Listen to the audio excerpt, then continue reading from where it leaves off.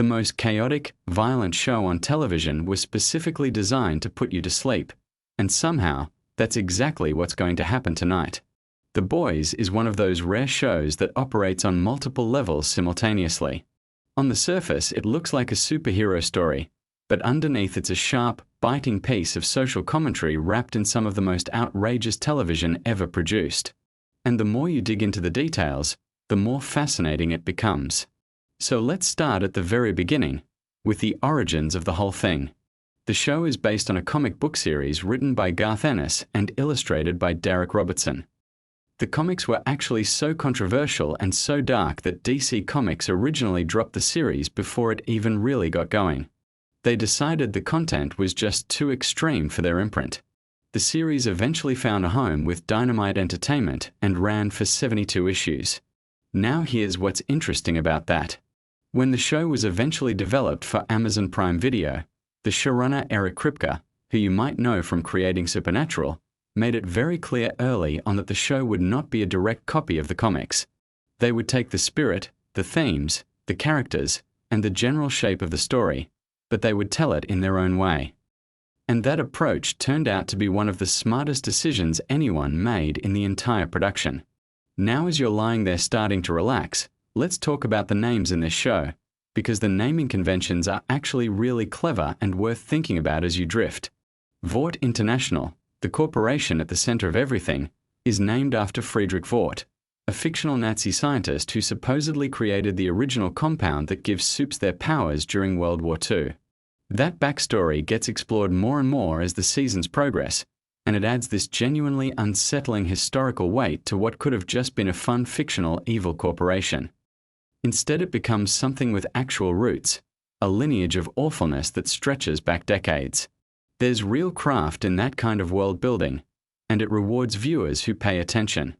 Speaking of world building, the show creates an entire fictional media landscape around Vought. There are fake movie trailers, fake news networks, fake merchandise, fake social media personalities for the superheroes. The level of detail that the production team puts into this parallel world is genuinely remarkable. There are actual functioning websites for Vought International, fake social media accounts for characters like Homelander and Starlight, and promotional materials that get released online to build hype before new seasons. It's one of the most immersive transmedia experiences any streaming show has ever created. And it works because it mirrors our actual world just closely enough to feel a little too real. Let's take a quiet moment and think about Homelander, because he is one of the most carefully constructed villains in recent television history. Anthony Starr, the actor who plays him, is actually from New Zealand. And he has spoken in various interviews about the psychological research he did to prepare for the role. Homelander is not just a powerful bad guy. He's a deeply traumatized individual who was essentially raised in a lab, denied genuine human connection, and turned into both a weapon and a product simultaneously. The team at the show worked to create a character who is terrifying but also, in very specific moments, genuinely pitiable. Not sympathetic in a way that excuses his actions, but pitiable in a way that makes you understand how someone becomes a monster. And here is something that's really interesting to hold on to as you relax. The show consistently explores this idea that fear and power interact in very specific ways. Characters who are visibly afraid of Homelander often end up in worse situations than characters who manage to hold their ground or show him genuine humanity. That's not just a plot mechanic. It's actually rooted in real psychology around dominance and submission dynamics. The writers clearly thought carefully about how power operates, not just in superhero stories, but in corporations, governments, and interpersonal relationships. That's the kind of intellectual depth that makes The Boys worth thinking about even when you're winding down. Now let's float over to talking about the cast, because there are some wonderful little facts here that you might find soothing to drift through. Carl Urban, who plays Billy Butcher, kept his American accent throughout filming for the first several seasons, which is especially impressive given that Urban is a New Zealander. His natural accent is actually quite different from Butcher's specific British working-class voice, which itself required significant dialect work. So Urban was doing a British working-class accent while being a New Zealander working primarily in North America. That's 3 layers of performance just in the voice. Jack Quaid, who plays Huey Campbell, is the son of actors Dennis Quaid and Meg Ryan. He actually modeled some of Huey's nervous energy and emotional accessibility on his own natural personality, describing himself as someone who genuinely feels things deeply and tends to show it. And it shows on screen, because Huey is one of the few characters in the entire show who consistently operates from a place of genuine moral feeling rather than pragmatism or self-interest. He's often wrong about how to act on that moral feeling, but the feeling itself is always real. That's what makes him such an effective anchor for the audience. As you settle deeper into comfort, let's talk about the title cards and episode naming conventions, because there's real thought here too. Episodes of The Boys are often titled after songs, album names, or cultural references that thematically connect to what happens in the story. The show uses these titles as a kind of secondary layer of meaning, a hint at the emotional register of what you're about to watch. For people who catch the references, there's an extra layer of satisfaction. For people who don't, the episodes still work perfectly on their own terms. That's good design. It works on multiple levels without requiring any particular prior knowledge. The production design of The Boys is something that deserves its own appreciation. The Seven's headquarters, the tower, the corporate spaces, all of that was designed to feel like the nightmare version of what you might imagine a superhero-themed corporation actually looking like. Sleek, expensive, deliberately intimidating. The production team drew on references from real corporate architecture, the kind of glass and steel aesthetic that major tech companies and financial firms use to project power and permanence. By putting superheroes in that specific visual context, the show immediately signals that this is not your typical superhero story. This is a story about what happens when power goes entirely unchecked. Let me drift us towards something a little more specific and fun. The Legend of the Legend character, played by Paul Racer, is designed as a nod to real figures from comic book history. In the comics, the character was conceived as a reference to legendary creators who built entire fictional universes and whose legacy became complicated over time. The show uses the character somewhat differently, as a kind of institutional memory for the world of Vought, someone who was there at the beginning and carries all that complicated history. Paul Racer brings a genuine warmth and world-weariness to the role that makes the character immediately compelling even without all the context. Something that's easy to miss but worth appreciating as you drift is how the show handles its supporting characters. Even minor characters who only appear in a handful of scenes tend to have coherent internal logic. They have things they want, things they're afraid of, reasons for their behavior that make sense within the world. That kind of consistency is extremely hard to maintain across a large ensemble cast over multiple seasons, and it speaks to a writer's room that takes its work seriously even when the content on screen is absolutely ridiculous. Now let's think about the physical production of the show for a moment, because it was filmed primarily in Toronto, Canada, with occasional location shoots elsewhere. Toronto is one of the great filming cities in the world precisely because it can convincingly double for so many different American environments depending on how you shoot it. The production team was skilled at using the city's varied architecture to create different feels for different parts of the fictional world. The corporate Vought spaces feel different from the street-level neighborhoods where Butcher and his crew operate, and that visual distinction is part of how the show maintains its thematic contrasts. Take a slow breath in and out. Let's talk about the soundtrack choices on the show, because they're frequently surprising and always intentional. The music supervisors have a talent for selecting songs that create ironic contrast with what's happening on screen. Extremely violent or disturbing sequences are sometimes scored with cheerful or nostalgic music, and that juxtaposition does something interesting to your experience as a viewer. It creates a kind of cognitive dissonance that reflects the show's central theme, that the most dangerous things often come packaged in the most appealing containers. Superheroes look like heroes. They're branded, marketed, beloved. And yet, the show's writing team has talked about how they approach each season by first identifying what real-world dynamics they want to explore and then building the story around those dynamics. Rather than starting with plot mechanics and then imposing themes afterward, they start with the question of what they actually want to say. What aspect of power, media, celebrity, corporate behavior, or political manipulation do they want to examine this season? and then they build everything else around that core inquiry.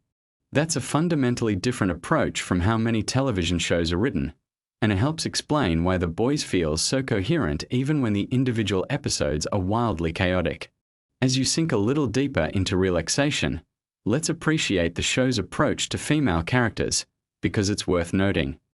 The show has consistently worked to give its female characters agency, complexity, and storylines that aren't just in service of the male characters' arcs. Characters like Starlight, Queen Maeve, Sage, and others are all fully realized people with their own motivations, their own histories, and their own relationships to power. Some of them make choices that are questionable or even terrible. But they're making those choices for their own reasons, not just to serve as props in someone else's story. That's harder to accomplish than it sounds, and the show does it consistently. The relationship between the show and its source material is genuinely interesting from a craft perspective. Kripke and his team knew that a straight adaptation of the comics would not work for mainstream television, both because of content limitations and because the comic-specific satirical targets were rooted in a particular cultural moment that had already passed. So they kept the architecture of the original but renovated everything inside, updating the targets, deepening the character work, and finding new ways to make the core satirical points land for a contemporary audience. It's a masterclass in adaptation as creative interpretation rather than literal translation. Let your shoulders drop a little. Let your jaw unclench. We're going to keep drifting through some of the quieter corners of this fascinating world. The decision to make Homelander an explicit parallel to certain real-world figures was a deliberate choice that the show has leaned into more heavily as the seasons have progressed.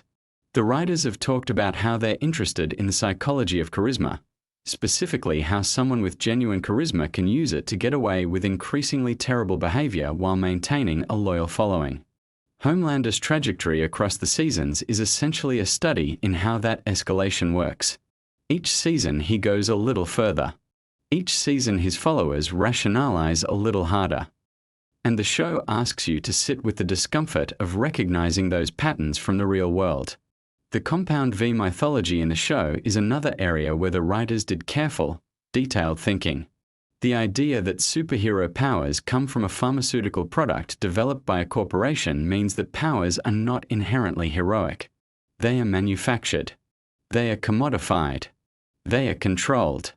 The corporation decides who gets them, under what conditions, with what restrictions. And that shifts the entire moral landscape of the story in ways that the show keeps exploring from new angles. What does it mean to have power that belongs to someone else? What do you owe them in return? And what happens when you decide you owe them nothing? We are somewhere past the midpoint of our journey now, and you might be feeling that lovely heavy relaxed sensation starting to settle in. Let's keep the thoughts soft and interesting. The character of Mother's Milk, played by Laz Alonso, is one of the show's most thoughtful additions to the story from the original comics. The television version of the character has a much more developed personal life, with family relationships and a specific history with Vought that gives his involvement in the boys' mission a personal dimension beyond just general opposition to corporate superheroism. That kind of specificity is what turns a functional plot character into someone you actually care about. And caring about the characters is what makes the show's darker moments hit as hard as they do. The costume design across the show also reflects the satirical intelligence at work throughout. The Seven's costumes are designed to look like premium branded merchandise, which is exactly what they are in the world of the show. They're commercially designed, focus grouped, optimized for merchandising and media presence. There's nothing organic or personal about them. Contrast that with the more worn, practical aesthetic of Butcher and the Boys, and the visual language immediately tells you something true about where both groups are coming from. One side is performing. The other side, whatever their flaws, is at least being real about what they're doing. Frenchie's character, played by Tomer Capone, has one of the more interesting emotional arcs across the seasons. He carries a significant amount of guilt from his past, guilt that the show slowly unpacks over time, and his relationships with other team members are colored by that guilt in ways that aren't always immediately obvious. Capone has talked about how he approached the character as someone who uses humor and performance as a defense mechanism, keeping people at a specific distance while simultaneously craving genuine connection.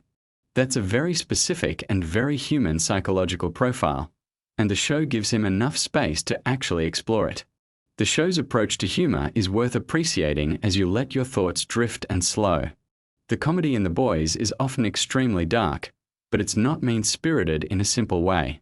The show tends to aim its harshest satirical energy upward, at the powerful and the corrupt and the hypocritical, rather than downward at the vulnerable. The people who get the sharpest treatment are almost always people who deserve it. And within the chaos and darkness, the show also finds moments of genuine warmth and even tenderness between characters who care about each other. Those moments of genuine human connection are what give the darker stuff its weight. Kimiko's character, played by Karen Fukuhara, operates largely without dialogue for significant portions of the earlier seasons, communicating primarily through physicality and expression. Fukuhara has spoken about how she worked with the production team to develop a full internal emotional life for Kimiko even in scenes where she has nothing to say. The result is a character who communicates volumes without words, which is actually a very difficult performance skill. Every fight sequence Kimiko is in is also choreographed to reflect her specific character rather than just generic action choreography. The way she moves tells you who she is. Let the thoughts come slower now. Let them float rather than race. One of the things that makes The Boys genuinely distinctive in the landscape of prestige television is its willingness to be genuinely uncomfortable. Not just edgy or provocative for attention, but actually uncomfortable in ways that make you think about your own relationship with the things being satirized. How much of your media consumption is driven by parasocial attachment to celebrity rather than actual values alignment? How often do you accept the branding of something rather than looking at what's underneath it? The show keeps asking those questions, not by putting them into dialogue, but by making you feel the discomfort of the answer. The visual effects work on the show has consistently punched above what you might expect for a television production. The team uses a combination of practical effects, stunt work, and digital effects, and they blend them in ways that keep the action feeling grounded even when the things happening are completely impossible. That groundedness is important because it keeps the characters feeling like people rather than cartoon figures. And when the characters feel like people, the story can actually mean something. Ashley's character arc across the seasons is one of the more quietly interesting threads in the whole show. She starts as a corporate functionary, someone who has genuinely sacrificed her better instincts in service of institutional advancement. And she stays in that compromised position through sheer determined avoidance of anything that might get her noticed or eliminated. There's something both comic and genuinely sad about a character whose primary survival strategy is to become as invisible and inoffensive as possible while surrounded by chaos. And the show is smart enough to acknowledge both dimensions without letting either overwhelm the other. Your breathing is probably slower now. Your body heavier. This is a good place to be. The show's satirical targets have shifted slightly from season to season as the real-world context has evolved. What started primarily as a satire of superhero media and corporate power has expanded to include social media dynamics, political demagoguery, religious institutions, and the psychology of movements built around charismatic but deeply flawed leaders. The writers have proven consistently willing to follow the thematic logic wherever it leads rather than staying in a comfortable lane. That's riskier, and it occasionally means the show overreaches, but it also means it stays genuinely engaged with the world rather than just recycling the same observations. Soldier Boy's character, played by Jensen Ackles, was a significant addition to the later seasons. Ackles, who had worked with Kripke on Supernatural, brought a specific kind of effortless charisma to the role that serves the character perfectly. Soldier Boy is supposed to feel like a certain era's idea of heroism, confident, physical, unreflective, deeply rooted in a set of values that look romantic from a distance and deeply problematic up close. Ackles plays all of that in a performance that's funny and disturbing in roughly equal measure, which is exactly the balance the show was going for. The show's depiction of media dynamics is one of its most consistently sharp satirical elements. Vought functions like a media company as much as anything else, because its superheroes are intellectual properties as much as they are people. They are brands. Their public images are managed with the same ruthless professionalism that any corporation would apply to its most valuable assets. And the show keeps returning to the gap between that carefully managed image and the reality underneath. That gap is where the horror lives. And also, frequently, where the comedy lives. As you settle towards sleep, hold on to this last thought. The Boys is ultimately a show about accountability, specifically what happens when accountability fails, when power goes unchecked, when the systems designed to keep the powerful honest are captured by the powerful themselves. And what it asks is whether ordinary people with ordinary resources and deeply imperfect characters can find ways to hold on to something true in that environment. It doesn't always give optimistic answers, but it takes the question seriously. And that seriousness, underneath all the chaos and the outrageous spectacle, is what makes it matter. Let your thoughts drift now like the quietest possible version of this enormous chaotic world. Just the interesting ideas floating by without weight or urgency. The craft that went into building it. The care that went into the characters. The intelligence underneath the madness. Let all of it carry you gently down into a deep and restful sleep. You've earned it. Good night. Before Carl Urban ever said a single word as Billy Butcher, the showrunner behind Supernatural sat down and made a quiet decision that would change how millions of people think about superheroes forever. The Boys premiered on Amazon Prime Video on July 26, 2019. The first season dropped all 8 episodes at once, which was a deliberate choice. The creators wanted viewers to experience the story as one continuous journey rather than waiting week to week. It was a binge-first design, and it worked. The show immediately captured millions of viewers and sparked conversations that spread across every corner of the internet. But long before anyone watched a single frame of that show, it existed as a comic book. Garth Ennis and Derek Robertson created The Boys as a comic series that ran from 2006 to 2012. The source material was even more extreme than what made it to television. Showrunner Eric Kripke, who you might know from creating Supernatural, took the comic and carefully shaped it into something that could work as a prestige streaming drama without losing its sharp satirical edge. That balancing act was one of the most interesting creative challenges the production team faced. Eric Kripke has spoken openly about how the show functions primarily as political and social satire. The superheroes in the world of The Boys are not noble protectors. They are corporate products managed by a company called Vought International. Everything about them, their image, their merchandise, their public appearances, is manufactured and controlled. Kripke wanted to use that fictional world as a mirror held up to real celebrity culture, corporate power, and media manipulation. The result was something that felt uncomfortably familiar. Let's talk about the casting process because it was genuinely fascinating. Carl Urban, the actor who plays Billy Butcher, the fierce and relentless leader of The Boys, was not the first person considered for the role. The character is described as having a very specific energy, a coiled tension beneath every word, a volcanic anger always threatening to erupt. Urban brought something irreplaceable to that character. His performance is layered with pain and conviction in a way that made audiences deeply invested in a person who is objectively doing morally questionable things. Urban himself prepared for the role by leaning into the character's backstory, particularly the traumatic loss that drives Butcher's obsession with superheroes. That grief is what makes Butcher understandable even when he's not sympathetic. It's one of the more sophisticated character constructions in the first season. Now here's something that might surprise you. Anthony Starr, who plays Homelander, the show's primary antagonist, is actually from New Zealand. His natural accent is nothing like the polished, all-American voice he uses as Homelander. Starr worked extensively with a dialect coach to perfect that voice, because Homelander needed to sound like the idealized version of American heroism, the kind of voice that reads as trustworthy and wholesome even when everything else about the character is deeply wrong. Anthony Starr has described Homelander as one of the most challenging roles he has ever taken on.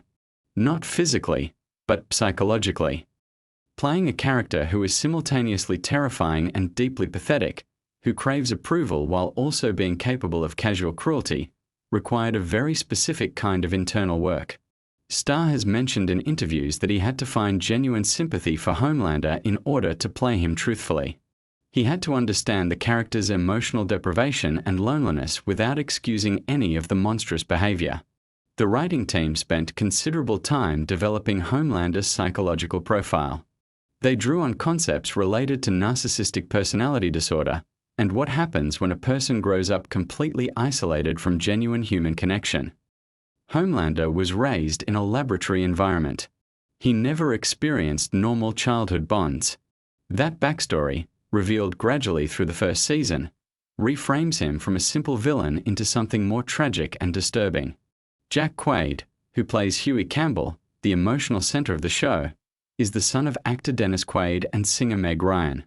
He grew up in a household with significant Hollywood experience around him, but he pursued his own path methodically. The Huey character is the audience's entry point into this world. When the series begins, Huey is an ordinary young man working a simple job and navigating a comfortable, if somewhat stagnant, relationship. His world gets destroyed in the very first episode in an incident involving a superhero that is simultaneously shocking and darkly comedic. The creators made a deliberate choice to anchor the show through Huey's perspective precisely because he starts from a place of genuine innocence. He has no agenda. He has no mission. He is simply someone who has been catastrophically wronged by a system that protects the powerful and discards ordinary people. Watching him evolve across the first season from heartbroken bystander to active participant in something morally complicated is one of the most satisfying character arcs in the entire run. Erin Moriarty plays Annie January, also known as Starlight, and her storyline in Season 1 is perhaps the most emotionally resonant of all the characters on the superhero side of the story. Annie begins the season achieving her lifelong dream of joining the Seven, the show's version of a premier superhero team. Within her first hours as a member, that dream begins to crumble as she discovers the reality behind the institution she idolized. The show uses Annie's story to explore themes around exploitation, the corruption of idealism, and the experience of speaking up about wrongdoing in environments that punish honesty. Moriarty has spoken about how meaningful those themes were to her personally, and how she wanted to honor the authenticity of what the character was experiencing. Her performance throughout Season 1 walks a careful line between vulnerability and strength that accumulates real emotional power by the finale. Let's slow down for a moment. If you're drifting, that's perfectly fine. Let these facts just float through your mind gently. There's no urgency here. Just interesting details about a fascinating show, delivered at a comfortable pace. Take another slow breath. Let your muscles relax a little more. The production design of The Boys is worth discussing because it's a significant part of what makes the show feel grounded and real despite its fantastical premise. The design team made very deliberate choices about how superheroes would dress, move through public spaces, and interact with corporate environments. The Seven's headquarters was designed to feel like a combination of a tech company campus and a luxury hotel. Everything is sleek and impressive on the surface, with an underlying sterility that suggests something is very wrong beneath the polished exterior. The costumes for the Seven required months of development. Homelander's suit in particular was engineered to communicate specific things about the character. The American flag imagery is obvious, but the details of how the suit fits, how it moves, and how it photographs under different lighting conditions were all carefully calibrated. The costume designers wanted it to look genuinely impressive at a distance while also feeling slightly wrong up close, almost too perfect, like a mannequin come to life. The show filmed primarily in Toronto, Canada, which might be surprising given how thoroughly American the setting feels. Toronto has become a major production hub for American film and television, and the city has many locations that can convincingly stand in for various American urban environments. The production team worked hard to ensure that nothing felt obviously Canadian, carefully controlling background details, signage, and architectural elements that might break the illusion. One of the more technically impressive sequences in the first season involves a speedboat on the Hudson River that intersects with a whale. This scene required an enormous amount of coordination between practical effects and digital effects teams. The sequence is one of the show's most memorably absurd and shocking moments, and creating it involved challenges around how to make the digital elements feel physically real and weighty rather than obviously computer-generated. The effects team has spoken about the complexity of that particular sequence and how proud they were of the final result. The show's approach to violence was a conscious artistic and thematic choice. The violence in The Boys is not stylized or made to look cool. It is almost always visceral, consequential, and uncomfortable to watch. This was deliberate. The creators wanted to reject the tradition of superhero films and television shows where violence happens without lasting physical or emotional consequences. In The Boys, things break and people do not simply recover. That approach reinforces the show's central argument about how we glamorize power and ignore its costs. The music choices throughout Season 1 are also worth appreciating. The show uses familiar popular songs in moments where the contrast between the cheerful music and the disturbing events on screen creates an unsettling effect. This technique has roots in the tradition of films like A Clockwork Orange and Reservoir Dogs, where the juxtaposition of upbeat music with dark content forces the audience to examine their own emotional responses. The Boys uses this tool with precision. Now let's talk about some of the smaller details that dedicated viewers discovered. The fictional brand of Vought International is embedded throughout the world of the show in ways that casual viewers might miss. There are Vought advertisements in the background of scenes. Vought products appear on shelves. The company's influence is visible in every corner of the world these characters inhabit, which reinforces the idea that Vought is not just a powerful company but a totalizing presence in the culture of this fictional America. The show also includes many satirical references to real-world corporate and political behavior. When Vought executives discuss strategy, their conversations echo actual discussions that happen in boardrooms around marketing, crisis management, and the protection of brand value. When politicians in the show debate whether superheroes should be incorporated into the military, the arguments mirror actual debates about corporate power and the relationship between private entities and government functions. These parallels are entirely intentional. Elizabeth Shue plays Madeline Stillwell, a senior Vought executive who manages Homelander among other heroes. Her performance is fascinating because she plays a character who is completely comfortable with moral corruption while maintaining a surface warmth and professionalism. Stillwell is one of the more chilling figures in the first season because she never seems frightened by what she knows about the people she manages. The dynamic between Stillwell and Homelander is one of the first season's most psychologically interesting relationships. Chase Crawford plays the Deep, a member of the Seven whose storyline in Season 1 functions as both satire and a surprisingly earnest exploration of accountability. The Deep believes himself to be a significant and respected figure. The reality is more complicated. Crawford has spoken about how he appreciated the writers giving the character genuine consequences for his actions, while also allowing space for the audience to understand how someone could be simultaneously culpable and limited in their self-awareness. Laz Alonso plays Mother's Milk, a member of the Boys whose grounded pragmatism makes him one of the most watchable characters in the ensemble. The character has a family, a wife and daughter, which immediately raises the emotional stakes around his involvement in the dangerous work the Boys are doing. Alonso has discussed how important it was to him that Mother's Milk not be reduced to a one-dimensional tough guy, that the family element be taken seriously and used to illuminate the real costs of the life he is leading. Karen Fukuhara plays Kimiko, a character who is introduced under circumstances that make her appear dangerous and unpredictable. Her arc across the first season is one of quiet revelation.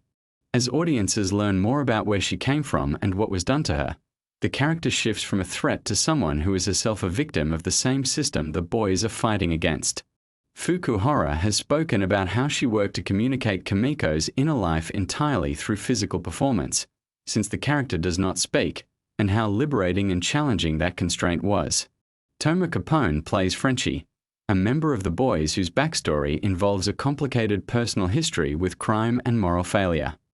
Frenchie's relationship with Kimiko becomes one of the emotional cores of the show, and the development of that connection across the first season is handled with more delicacy and care than you might expect from a show with this reputation for intensity. Let the details settle around you like something soft and warm. You don't need to hold onto every word. Just let them drift by. The facts are interesting. The stories are real. And there's nothing you need to do right now except breathe slowly and let yourself be still. The showrunners have discussed how the first season was deliberately structured to escalate in a specific way. The opening episodes establish the world and introduce the central characters. The middle episodes deepen the stakes and complicate the moral landscape. The final episodes push every character to a point where they cannot return to where they started. This three-act structure is applied both to the season as a whole and to individual episodes. One of the creative decisions that had the biggest impact on how audiences received the show was the choice to make the boys themselves morally compromised. These are not simply heroic rebels fighting an evil system. They use deception, manipulation, and violence. Billy Butcher makes choices throughout the first season that are difficult to defend. The audience is asked to root for people who are themselves capable of serious wrongdoing, which creates a more honest and uncomfortable viewing experience than most superhero narratives offer. The relationship between Butcher and Huey is one of the most carefully developed dynamics in Season 1. Butcher sees Huey as useful and recruits him for that reason. But as the season progresses, something more complex develops between them. There is a paternalistic affection that Butcher has difficulty acknowledging, and a hero worship in Huey that gradually gives way to a more clear-eyed and troubled understanding of who Butcher actually is. By the end of the season, the relationship has been tested in ways that neither character could have anticipated. The finale of Season 1, the 8th episode, delivers several significant revelations and shifts the emotional landscape of nearly every major storyline. Without dwelling on specific plot details in a way that might feel too stimulating for sleep, it's worth noting that the writers made sure every character ends the season in a fundamentally different place than where they began. This is good storytelling discipline. Every journey should cost something and change the traveler. Let's take a slower moment. Think about how warm and comfortable you are right now. The details of the show can just wash over you gently. There's no test, no reason to stay sharp. Just interesting things to think about as your mind gets quieter and quieter. The ratings and reception that The Boys received after its premiere were exceptional for an original streaming series. Critics praised its willingness to be genuinely provocative rather than provocative in a safe and calculated way. Audiences responded to the feeling that the show trusted them to handle complicated ideas and morally ambiguous characters without being given easy answers. The show earned multiple award nominations from various industry bodies following its first season. Anthony Starr received particular attention for his work as Homelander, with many critics noting that the character could easily have become cartoonish but instead became genuinely unsettling because of the specificity and humanity Starr brought to the performance. There was a significant amount of thought put into how Vaught's superheroes would be presented as celebrities. The creative team studied real celebrity media coverage extensively to understand how publicity machines work, how carefully constructed images are built and maintained, and how scandals are managed or suppressed. The result is a fictional celebrity culture that feels immediately recognizable because it is based so closely on real patterns of behavior. The show's satirical targets in Season 1 include media consolidation, pharmaceutical companies, the military-industrial complex, organized religion, and the entertainment industry. Each of these targets is embedded in the world of the show not through monologues or editorial moments but through the texture of how the world operates. Characters live inside these systems. The critique emerges from the story itself rather than being stated explicitly. One detail that many viewers found interesting is the way the show portrays the relationship between superheroes and religion.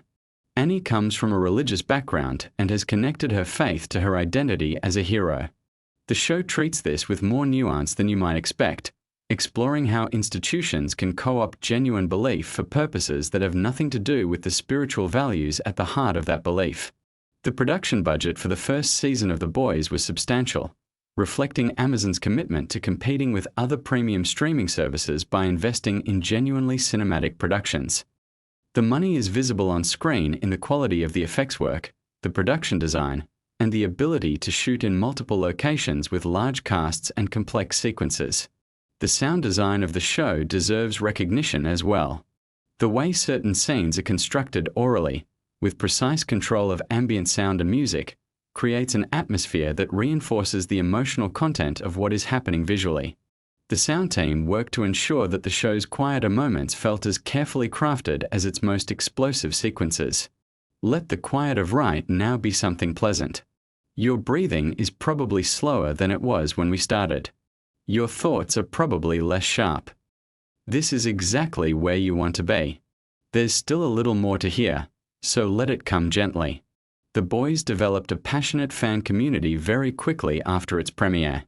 Viewers created detailed analyses of the show's political subtext, character psychology, and narrative structure. Fan communities across multiple platforms generated discussion, fan art, theories, and creative work inspired by the show. This level of engagement is something the creators have spoken about with genuine appreciation, noting that the show sparked exactly the kind of conversation they hoped it would. Eric Kripke has been active in communicating with the audience about the show's intentions and themes. He has consistently framed the series as a work of satire that invites audiences to examine their own relationship with power, celebrity, and the stories we tell about what makes someone heroic. That clarity of artistic intention is part of what gives the show its coherence and impact. One of the more interesting technical aspects of the first season is how the directors handled the visual presentation of superpowers. The decision was made to ground the superhero action as much as possible in practical reality, rather than leaning into the spectacular visual glamour of big-budget superhero films.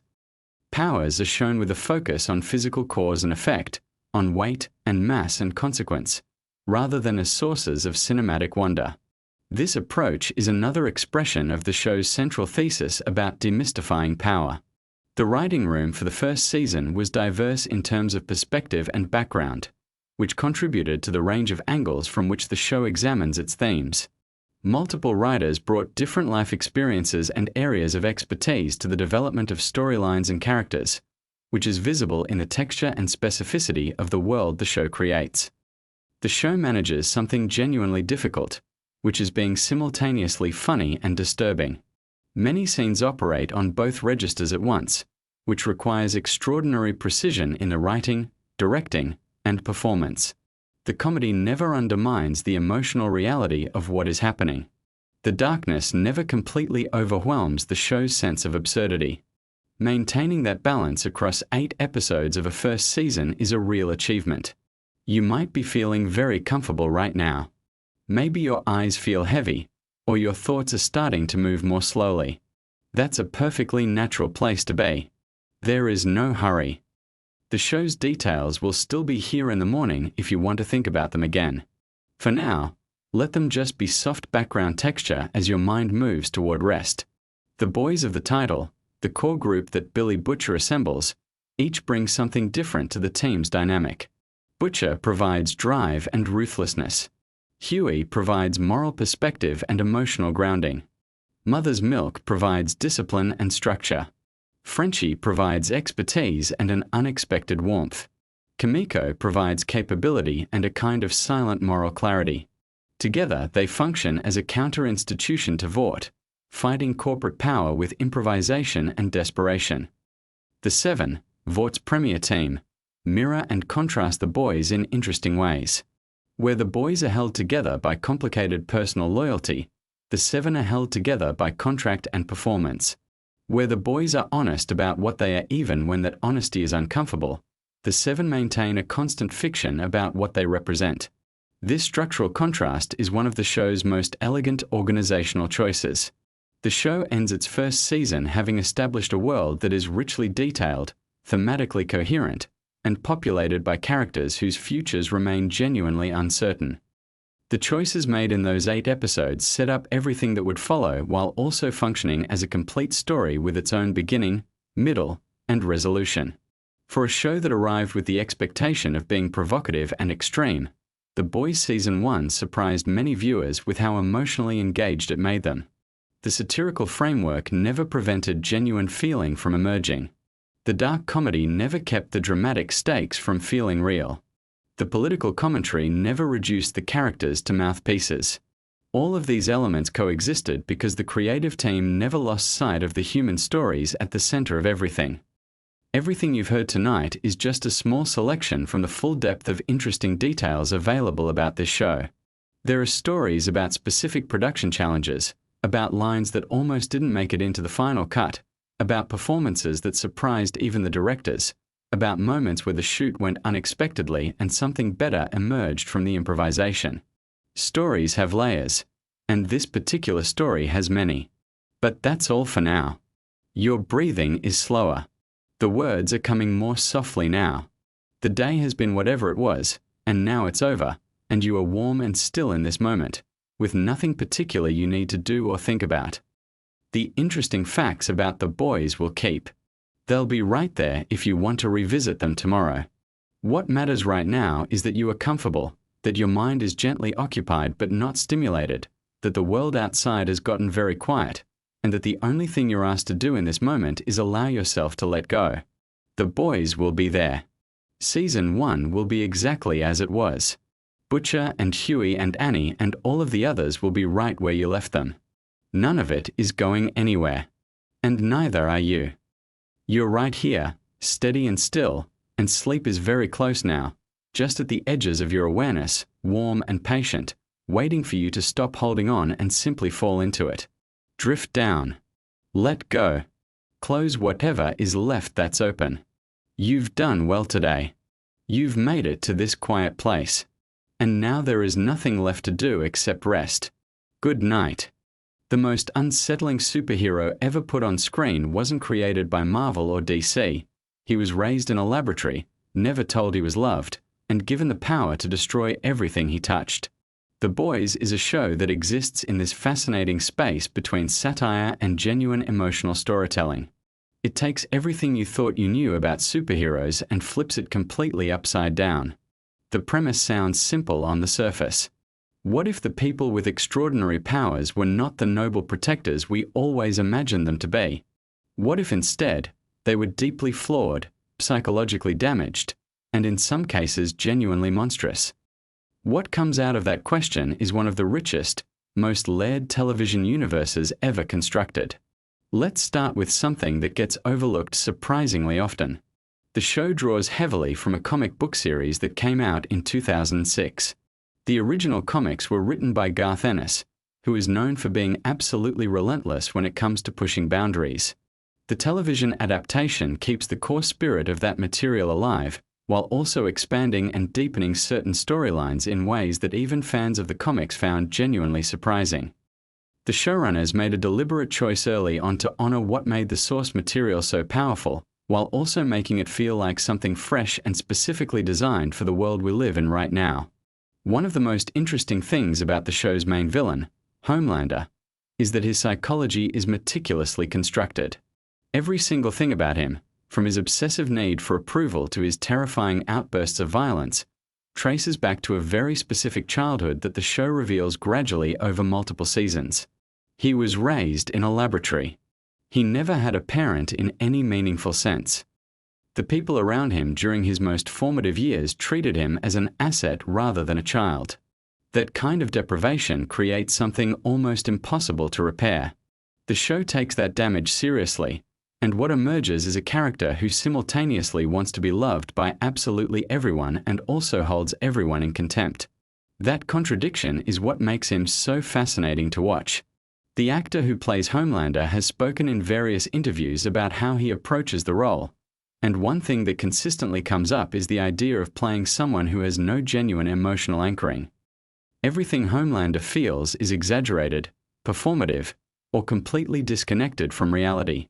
When he smiles, it never quite reaches his eyes. When he laughs, there is something hollow underneath it. These are all deliberate choices, and they come through in a way that makes your skin crawl even during moments that should feel lighter.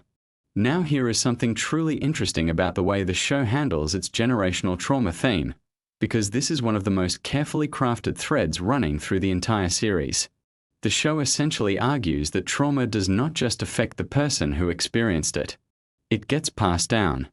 It mutates. It becomes the lens through which damaged people see the world and eventually the template they use when interacting with others, especially the people closest to them. You see this most clearly in the relationships between fathers and sons. Each generation inherits something broken from the one before, And the tragedy is that even when characters are aware of this cycle, breaking it turns out to be extraordinarily difficult. Soldier Boy is a character who embodies this idea perfectly. He is presented as a kind of Golden Age hero, the original American superhero, a product of the post-World War II era when America was deeply anxious about its standing in the world and desperately wanted its own myths and legends. The show is very specific about how this character came to exist. After the war, there was this enormous appetite for symbols of American strength and superiority, and a character like Soldier Boy fit perfectly into that cultural moment. He was strong, conventionally handsome in that mid-century movie star way, and he projected an image of uncomplicated patriotic power. But behind that image was someone who carried their own wounds. The show makes clear that Soldier Boy himself had a brutal upbringing, complete with a father who was abusive and cruel. He learned what relationships looked like from someone who treated love as a weapon. And so when he eventually had a son of his own, which he did not even know about for most of his existence, he had no template for anything other than what he had been taught. The cycle continued. Homelander grew up without Soldier Boy, yes, but he still inherited that damage through other means, through the clinical coldness of the laboratory, through the manipulative warmth of people who only cared about controlling him. And then there is Ryan, Homelander's actual biological son, a young boy navigating an almost unimaginably complicated situation. He loves his father. Children often love their parents regardless of what those parents have done, because love and safety feel like the same thing when you are young. But Ryan is also perceptive enough to sense that something is deeply wrong. The show handles this character with real tenderness. He is not simply a prop in the larger story. He is a person trying to figure out who he is while surrounded by adults who all have their own agendas and their own damage. One of the most poignant things about Ryan's storyline in the later seasons is the moment when he discovers that things he believed to be true about his family were not true at all. When a child discovers that the story they were told about their own origins was a lie, something fundamental shifts inside them. The ground under their feet is no longer solid. This is something that real survivors of family dysfunction talk about all the time. The rewriting of your own history is sometimes more traumatic than the original wound, because it means you have to question not just what happened, but what you understood about your own life. Now let's talk about the broader world of the show, because one of its most brilliant achievements is the way it constructs the infrastructure of this universe. Vought International is not just a company. It is a stand-in for every massive corporation that has ever wrapped itself in idealistic language while pursuing fundamentally self-interested goals. The show understands that the most dangerous villains are not the ones who openly announce their cruelty.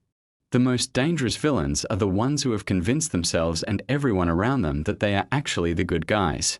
The character of Stan Edgar is one of the show's most sophisticated creations for exactly this reason. He is not loud. He is not theatrical. He does not give monologues about domination or victory. He is simply a man who understands how power works at a structural level, and he uses that understanding with cold precision. When he says that corporations are the true villains, more dangerous than any individual with superpowers, he is not being ironic. He genuinely believes this because he has spent decades operating within that system and watching it produce results that individual violence never could. There is a speech in the later season that captures something genuinely important about how systems of power perpetuate themselves. The argument goes something like this. You can remove a person from power. You can expose them. You can even destroy them. But the structure that made them powerful, the institutions, the money, the cultural mythology built around their image, that structure persists. It finds a new vessel. It adapts. This is not a cynical or hopeless observation. It is actually a call to think about change at a deeper level, to address the roots rather than just the visible branches.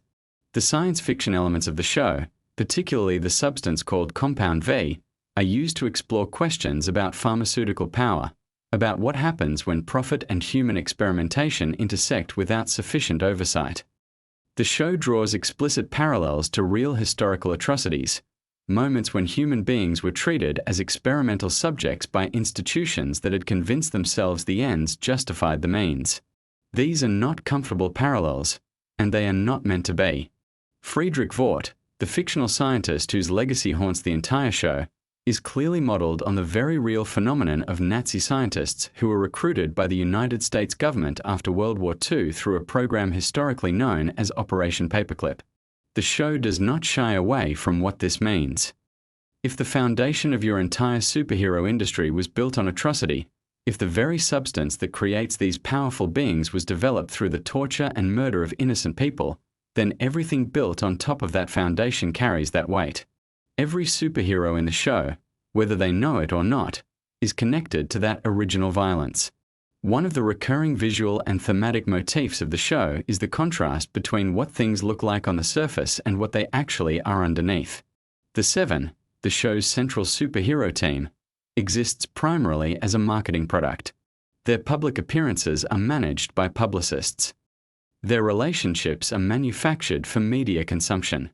Their personalities are packaged and sold. The show draws this out in a way that feels uncomfortably familiar given how celebrity culture actually functions in the real world. Starlight is interesting precisely because she starts out genuinely believing in the mission. She grew up with authentic faith in superheroes as symbols of hope and protection. When she discovers what the reality of being a corporate superhero actually looks like, the disillusionment she experiences is written all over her face in every scene. She does not immediately become cynical. She does not flip into pure pragmatism. She struggles. She tries to reconcile what she believed with what she is learning. That struggle is one of the most human things in the show. Huey, her partner, has his own version of this journey. He enters the story as someone who has experienced the direct violence of superhero recklessness, someone who lost someone he loved to a casual accident that a superhero did not even bother to pause for. His anger is righteous. His desire for accountability is completely understandable. But the show is also honest about how anger, even righteous anger, can become its own kind of trap if you are not careful with it. Huey spends much of the series learning to be dangerous without becoming what he hates. Butcher is probably the most complicated character in the show's ensemble. He has all the qualities that genre fiction likes to give its anti-heroes. He is ruthless and intelligent. He is capable of extraordinary violence when the situation demands it. He is also genuinely committed to a cause he believes in deeply. But the show refuses to let him be simply cool or simply tragic. It insists on showing you the actual cost of the choices he makes. When Butcher hurts someone, when he lies or manipulates or destroys something in the service of his mission, there are consequences that ripple outward. People suffer. Trust is broken. The people who believed in him have to decide what to do with that information. His relationship with Ryan is one of the most emotionally loaded in the entire series. On one level, Butcher sees Ryan as a threat, as a potential Homelander in the making, a child with devastating power and uncertain moral development. On another level, Ryan represents something Butcher has lost and can never recover. There is a complicated protective instinct that lives inside his hostility, and the show gives you enough glimpses of it to understand that even this most guarded and destructive character carries something tender underneath all the damage. The world building in the show extends into some genuinely fascinating territory when it explores the religious dimension of superhero worship. There is something the show keeps circling back to, which is the idea that in a world where people with godlike power actually exist and are publicly visible, the human impulse toward religious devotion does not disappear. It just finds a new object. Homelander understands this on some instinctive level, and in the later seasons he begins actively cultivating it. He does not just want to be admired. He wants to be worshipped. He wants the kind of unconditional devotion that does not ask questions, that does not require accountability, that simply surrenders.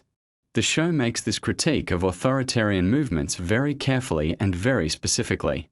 The rallies, the iconography, the way dissent is treated as betrayal, the way followers are encouraged to define themselves entirely in opposition to imagined enemies.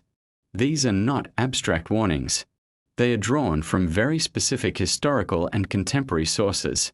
The writers have been thoughtful about not making this a partisan thing in the simplest sense. The critique is broader than that. It is about how charismatic authority figures exploit the genuine human need for belonging and meaning. The Deep is one of the show's most unexpected emotional landscapes.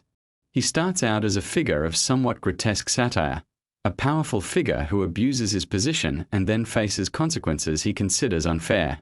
But somewhere along the way, the show found something genuinely pathetic and almost sympathetic in him. He is someone who has never developed any meaningful inner life. He defines himself entirely through status and through what others think of him. When that external validation is taken away, there is nothing underneath. No actual self to fall back on. His relationship with aquatic life becomes the one place where he experiences something close to genuine feeling, and the show plays this for dark comedy while also letting it be genuinely sad. Mother's Milk is the character who perhaps best represents the show's argument about how ordinary people find the courage to resist systems that feel too large and too powerful to challenge. He is not someone who wants to be a hero. He has a family he loves. He has a normal life that he wants to return to. But he also has a history with Vought that made turning away impossible. His commitment is not abstract. It is not ideological in the airy sense. It is personal and specific and rooted in actual loss. That is what makes him believable as someone who keeps going even when the situation seems completely hopeless. Frenchie and Kimiko as a pair explore something the show does surprisingly tenderly, which is the question of what a meaningful life looks like for people who have been shaped by violence. Kimiko was turned into a weapon. She did not choose her power. She did not choose the world she was pulled into. What she wants, with a clarity that cuts right through all the chaos around her, is something quiet. She wants connection. She wants a future that belongs to her rather than to the emergency she was drafted into. Whether or not she gets that future is something the show holds in careful suspension. The spin-off elements that the show has begun to develop point toward an even more elaborate universe, one that stretches back through decades of American history. The idea of exploring the origins of Vought in the post-war period, of seeing how the superhero mythology was constructed from the ground up during the Cold War era of anxiety and ambition, is genuinely exciting from a storytelling perspective. The show has always been interested in history, in how the present is shaped by things that happened before any of the current characters were born. Expanding backward into that territory gives the mythology more texture and more weight. One of the most technically impressive things about the show is how it manages tonal shifts. In a single episode, you can move from something absolutely grotesque and shocking to something quietly heartbreaking to something genuinely funny and then back again. This should not work. Shows that try to cover that much tonal ground usually end up feeling incoherent or manipulative. But the writing and direction maintain such clear control of the emotional logic that each shift feels earned rather than jarring. You understand why this moment follows that moment even when the surface texture feels completely different.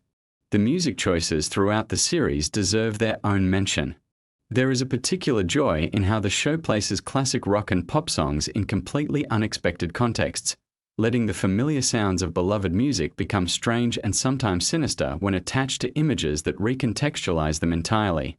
This is a technique with a long history in film and television, but the show uses it with particular wit and precision. As you drift towards sleep, carry with you the idea at the heart of all of this storytelling. Power does not corrupt in a simple mechanical way. What power does is reveal.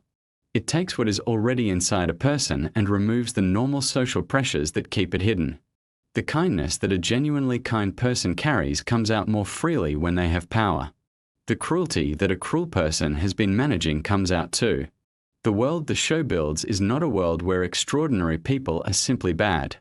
It is a world where extraordinary power applied to ordinary human damage produces consequences that ordinary human communities struggle to contain. The most hopeful thing about it is that even in that world, people keep trying. They keep reaching toward each other. They keep believing that something better is possible. And that, in the end, is worth dreaming about. The show that made superheroes terrifying is ending, and the secrets buried inside Season 5 are almost too wild to say out loud. The Boys has been building toward this moment for years. Season 5 was announced as the final season of the show, meaning everything the writers, producers, cast, and crew have been constructing since the very beginning was always pointing toward this conclusion. That weight is hard to overstate. When a show knows it is ending, the energy around it changes entirely. The desperation to tie things together properly, to honor what came before, to go out on a high note rather than fizzle away like so many shows before it.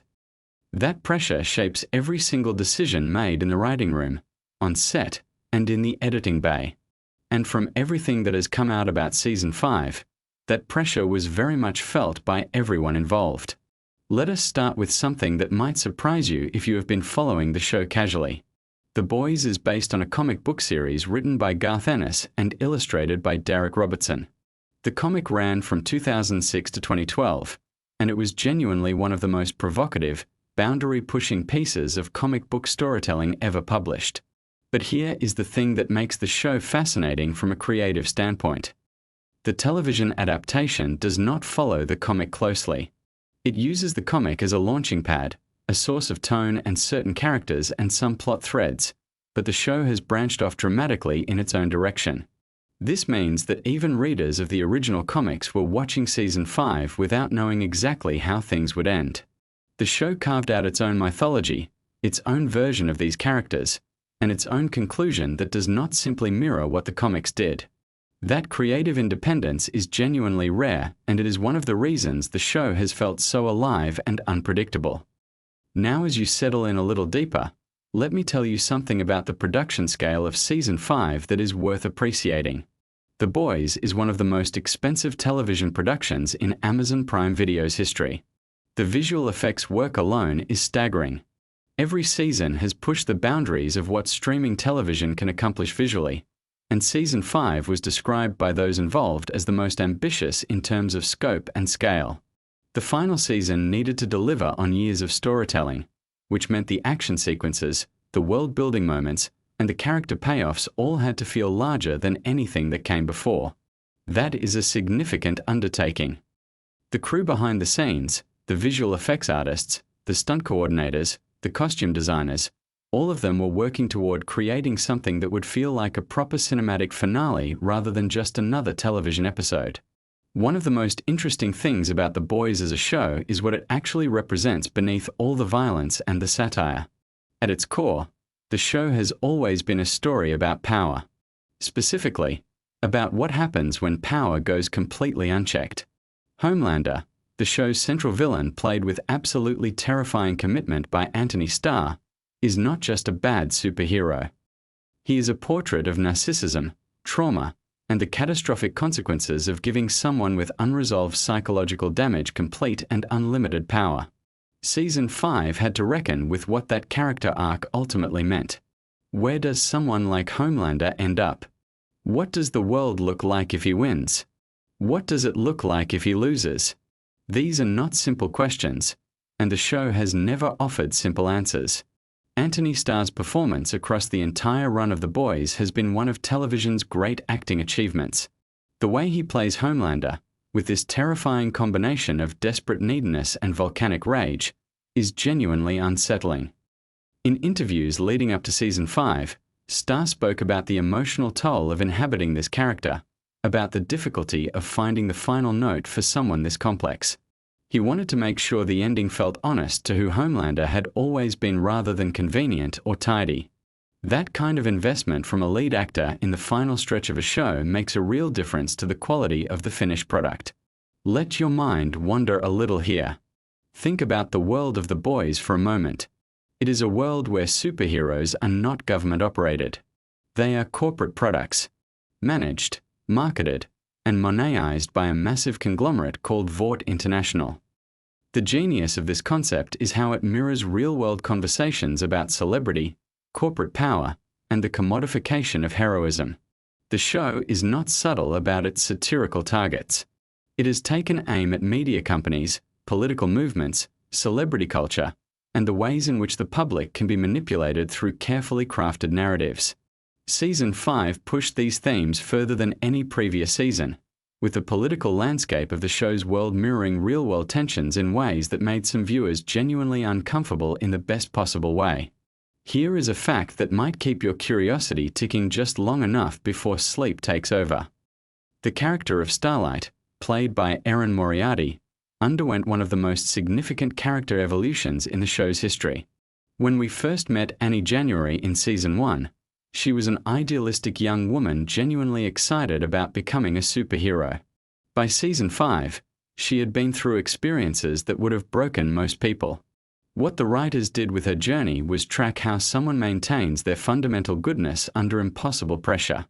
Moriarty has spoken about how physically and emotionally demanding the later seasons were, and how the final season required her to dig into emotional territory she had never accessed in previous years. The relationship between Starlight and Butcher, these two people from completely different worlds who end up needing each other in unexpected ways, became one of the emotional cores of the finale. Speaking of Billy Butcher, Carl Urban's portrayal of this character has been another one of the show's great accomplishments. Butcher begins the show as something close to a straightforward anti-hero. A man with a mission, brutal methods, and a reason that feels somewhat sympathetic. But as the show progressed, the cracks in his character deepened, and the show began asking harder questions about whether Butcher was actually the good guy he believed himself to be. Season 5 had to answer those questions definitively. Urban has talked in interviews about how he wanted the final season to honor all the complexity that had been built into this character without giving him an easy redemption or an unearned fall. The nuance required for that kind of performance is considerable. Now let us drift into some behind-the-scenes territory that is genuinely fascinating. Eric Kripke, the showrunner of The Boys, is the creative force at the center of everything. He spent years working on the adaptation, developing it from a relatively straightforward pitch into something much more politically charged and thematically ambitious. Kripke has been very vocal about wanting the show to feel genuinely dangerous, to push into territory that makes audiences question their own assumptions. In the lead-up to Season 5, he described the writer's room process as the most intense of the entire series, with debates about where characters needed to end up that sometimes got genuinely heated. That collaborative tension is often what produces the most interesting creative outcomes. One of the things that makes The Boys unique in the television landscape is its willingness to destroy characters that audiences have invested in. The show has never been precious about its cast. Major characters have been killed off in shocking ways throughout the run, and Season 5 was not going to break that tradition.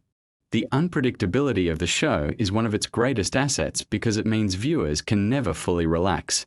Even in your most comfortable sleep-adjacent state, your brain is probably somewhere in the back registering the fact that nobody on this show is truly safe. That tension is deliberately maintained by the writers as a tool to keep audiences engaged and to give the story genuine stakes. Let me tell you something about the music of The Boys that does not get discussed enough. The show has always used music in a deeply intentional way.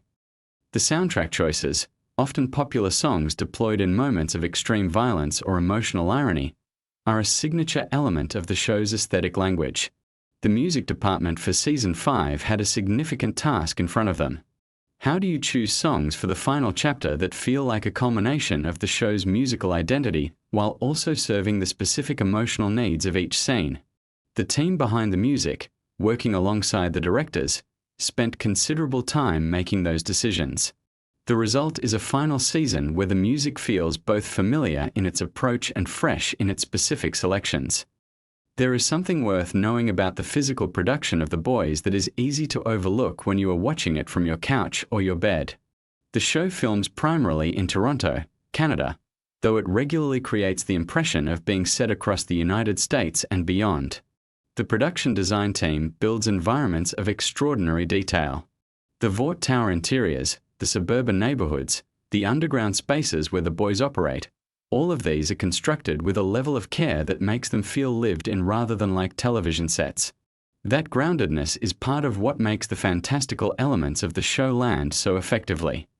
When something impossible happens in a space that feels completely real, the impact is significantly greater.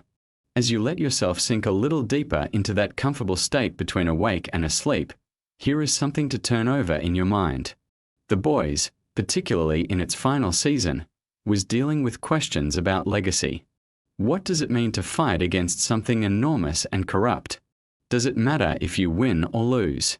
Can one person or one small group actually change the systems that seem too large to touch? These are not questions unique to a fictional world. They resonate because they are questions people genuinely grapple with when they look at institutions and power structures that feel immovable. The show never pretends to have easy answers, and that intellectual honesty is part of what has made it matter to so many people. The relationship between the boys and its audience is genuinely interesting from a sociological standpoint. The show has attracted a fan base that is extraordinarily passionate, but it has also attracted attention from people who perhaps missed some of the satire and interpreted certain characters as aspirational rather than cautionary. This is something Kripke and the cast have addressed publicly on multiple occasions, particularly around the character of Homelander. The writers had to be mindful in Season 5 of how they were closing out this character's story in a way that was unambiguous about the show's moral position without becoming preachy or simplistic. That is a genuinely difficult creative challenge, and how they navigated it is one of the more discussed aspects of the final season. Let your breathing slow down a little. Let the details of the day drift back. We are going to keep moving through these fascinating layers of a show that has meant a lot to a lot of people. The ensemble cast of The Boys is one of the best assembled groups in streaming television history. Beyond the leads, the supporting players have been essential to the show's texture. Characters like Frenchie, played by Toma Capone, and Kamiko, played by Karen Fukuhara, provided the show with emotional counterweights to some of its heavier material. Their relationship across the entire run became one of the most genuinely touching elements of a show that is not exactly known for being gentle. Season 5 had to find the right conclusion for them as well, and the care taken with their arc in the final season reflects how seriously the writers took every thread in this story. There is something worth mentioning about the guest cast and special appearances that Season 5 featured. One of the joys of a show like The Boys is the way it occasionally pulls in surprising names for limited appearances, often deploying them in ways that are simultaneously unexpected and completely logical given the show's satire-driven world. The final season used this approach strategically, bringing in faces that felt significant in the context of what the show was saying about celebrity and power rather than just as stunt casting for its own sake. Here is something genuinely fascinating about the writing process for Season 5. The writers' room for the final season reportedly knew from very early in the process which character deaths were coming, which relationships would resolve, and what the final image of the show would be. Working backward from a known ending is a different creative experience than building a season with the destination still uncertain. It allowed the writers to plant seeds and establish patterns that would pay off in specific ways, creating a season that felt architecturally coherent from beginning to end rather than making things up as they went. That structural intentionality is evident in retrospect when you look at how storylines that seemed disconnected early in the season ultimately converged. The visual language of Season 5 represented an evolution of the show's aesthetic approach. The directors brought in for the final season worked closely with cinematographer to develop a look that felt slightly different from previous years, signaling that this chapter was something distinct. There is a quality to the lighting choices and camera movement in the final season that feels heavier, more deliberate, as if the world itself knows that something conclusive is coming. These are the kinds of craft decisions that audiences often feel without being able to articulate why a scene hits differently than expected. Let us talk about something that has been a consistent strength of the show from the very beginning. The Boys has always done exceptional work with its female characters. In a genre that has historically not prioritized the depth and complexity of its women, The Boys gave its female characters genuine agency, genuine flaws, genuine contradictions. Queen Maeve, played by Dominique McElligott, had one of the show's most interesting arcs in earlier seasons. The show has not been content to let female characters exist primarily in relation to male ones. They have their own drives, their own histories, their own failures and triumphs. Season 5 continued this commitment to complexity, giving its women material that was as rich and challenging as anything given to the male leads. There is a fascinating parallel that runs through the final season between individual psychology and institutional corruption. The show has always understood that systems do not become corrupt on their own. They are corrupted by people, by specific choices made by specific individuals who have the power to do differently. Season 5 traced this connection with particular precision, showing how the personal wounds and unresolved traumas of specific characters rippled outward into consequences affecting millions of people in this fictional world. That psychological framework for understanding systemic problems is actually quite sophisticated and represents some of the show's best thematic work. As you let yourself get even more comfortable, think about this. The boys managed something that very few shows in the superhero genre have achieved. It made you feel the weight of superpowers as something terrifying rather than aspirational.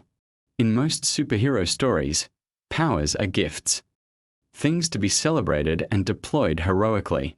The boys reframe them as something closer to a curse, or more accurately, as an amplification of whatever the person already was. Give someone with empathy and good judgment enormous power, and they might do genuinely good things. Give someone with unresolved trauma and narcissistic tendencies that same power, and you get Homelander. Season 5 pushed this idea to its logical conclusion, examining what it finally takes to address something that powerful and that dangerous when the normal mechanisms of accountability have completely broken down. The production crew behind the scenes in Season 5 reached numbers that rivaled major feature film productions. The coordination required to bring a season of this complexity to life involves hundreds of people across departments that audiences rarely think about. The props department alone had to manage an enormous inventory of items specific to this world. The art department had to maintain consistency across a fictional universe that has developed significant internal detail over 5 seasons. The wardrobe team had to manage character looks that had evolved across years while also introducing new visual elements appropriate for the final chapter. All of this invisible work accumulates into the experience of watching an episode and simply believing the world on screen. Here is something that sits at the interesting intersection of fiction and reality that The Boys has always played with. The show frequently references and parodies real-world media culture, political rhetoric, and corporate behavior in ways that are deliberately close to actual events.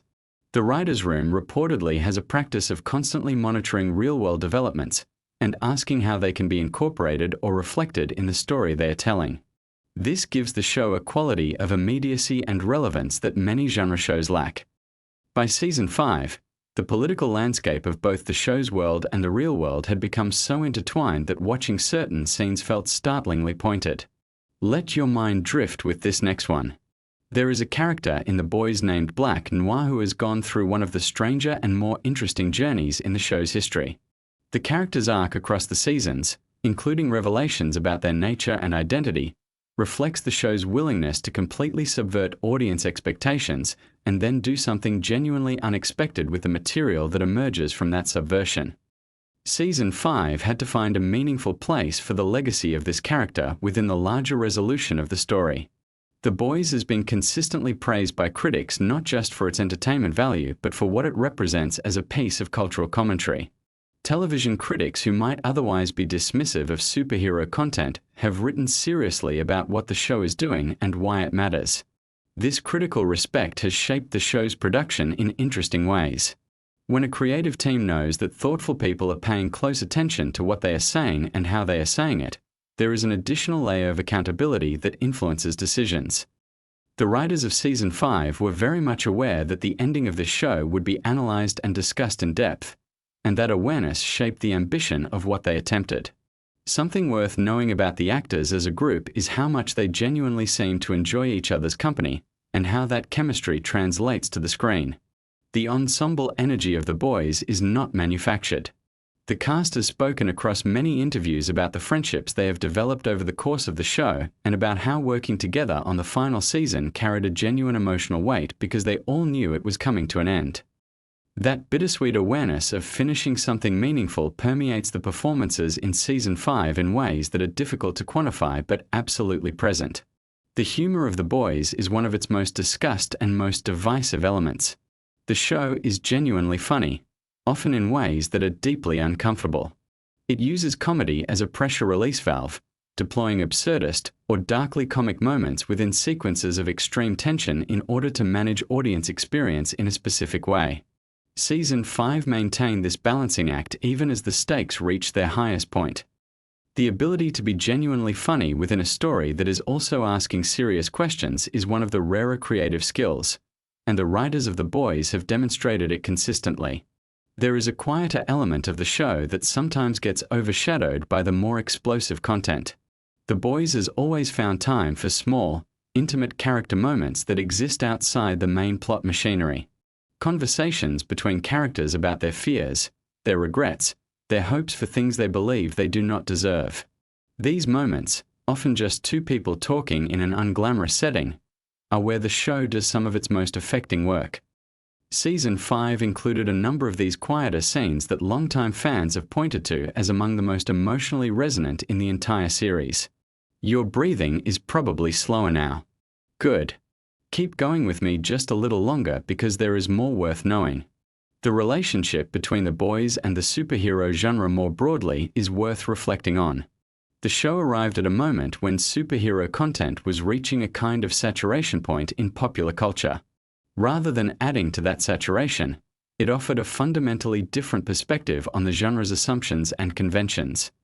It asked what superheroes would actually look like if the world they operated in was recognizably like our own, with the same power dynamics, the same corruption, the same gap between stated values and actual behavior.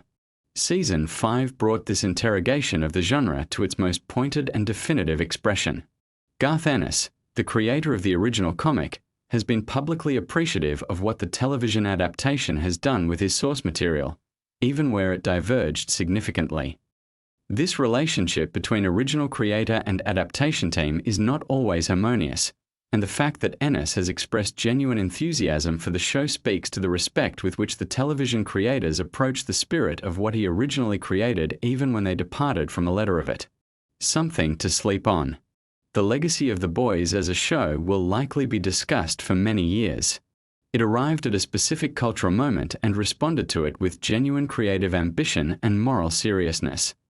The final season was the opportunity to cement that legacy or undermine it, and by most accounts from both critics and fans, what was delivered in Season 5 was worthy of everything that came before it. Whether you agree with its conclusions, whether you found its resolution satisfying or challenging, the show earned the conversation it prompted. The technical achievement of the visual effects in Season 5 deserves a final mention.